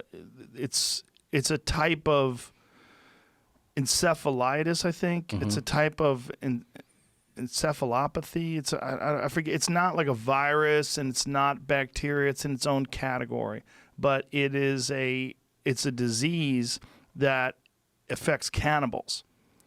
And the way they got it to cows is, and I might be, if you're a biologist, I'm so sorry I'm fucking this up. I know I am. Cows got it from them serving cows cow brains. Jesus. So mad cow disease, the origin of that was they would grind up these cows and the parts they didn't use and feed it to cows because it's protein. Well, you would give these cows this cannibal disease that also exists in Papua New Guinea in these cannibals. Oh, my God. So these cannibals get this disease, and these prions, they can survive like thousands of degrees in temperature for hours. They've done experiments on people, human beings that had mad cow disease, and the instruments they use to operate on them. They ran them through these sterilization cycles 2-3 times, and the prions were still alive. What? Yeah. Yeah, they're literally almost impossible to kill. And there's a version of it that is making its way through deer populations right now. It's called chronic wasting disease. Chronic wasting disease is also a prion disease, and it has not made the jump yet. Does that from mean deer that to people? that's from deer eating deer? Or No, they don't know what caused that prion disease, but it is a prion disease. They don't think it's necessarily from deer eating deer. what was the tribe that was in the news, like, I want to say in the last 12, 16 months, where they have no contact? You know what the outside North world? Sentinel Island. Yeah, Yes. I have a whole bit about that. Have you seen my bit? No. And this is like the guy who was like, I'm here Yeah, to save and you. They lit him up. And then the Indian, is it the Indian government? It's like, we don't fuck with Yes, them. Like, it's leave in them the alone. middle of the Indian Ocean. Yeah. There's a few places like that, real uncontacted tribes, and another one is there's a couple of them still left in the Amazon. And the problem with the ones in the Amazon is these people have land, and they try to protect these people because the land is valuable. Yeah. And so then they people from these either mining companies or oil companies, they'll go in and kill these people. Fuck. Yeah, because they're like, fuck you, we're taking your land. There's a real issue with that in the Amazon where they'll go and assassinate these What's the tribes. Sentinel tribe? What's it called? The North Sentinel Island. North Sentinel Island. Yeah. Middle of the Indian Ocean. Direct descendants of people who left Africa 60,000 years ago. Holy shit. Yeah. Yeah, that's one of the most uncontacted places. But they've all been contacted. Everyone's been slightly contacted, at least historically. But that one is a particularly weird one. I don't think they're cannibals. But they might be. But the ones in New Guinea are. Yeah. You should Google Seaman Warriors of Papua New Guinea. That's going to be what I read about tonight. Yeah. All right. Ball Hog. It's on Netflix right now. Go get it. It's fucking awesome. I didn't see the special, but I definitely saw you murder with that material. Thanks, man. It was great to see. Thanks for having me, man. My It's fun. pleasure, my brother. Always. Let's get through this together. Let's And do if we it. have to move together, let's figure out a spot. Let's figure out a spot I'm right now. down, dude. All right. I like to get the fuck out of here. I'll do it. If we have a spot and we just find a cool spot, we can get a bunch of cool people to move up there with us. And then, Maybe Burr could fly us, I don't up get and in a away. helicopter. All right. Fuck him. No, not after Who flies that. planes? Yeah. Somebody. Lil Duval. Lil Duval? He flies planes. He does? He's got 2 planes. Lil Duval That flies guy's planes. That guy's the shit. I love that guy. His Instagram, Duval. follow Lil Duval on Instagram. It's hilarious. He's He's hilarious. got one of the best Instagram accounts on the planet Earth, and he updates it all day long. He's It's great. like all he does is just talk shit on Instagram. He's hilarious. All right. Ball Hog, go watch it, you fucks. Why are you even listening to this anymore? You should be watching Ball Hog. Thank you. Bye. Bye, everybody. Bye. Thanks, man. My pleasure. Oh.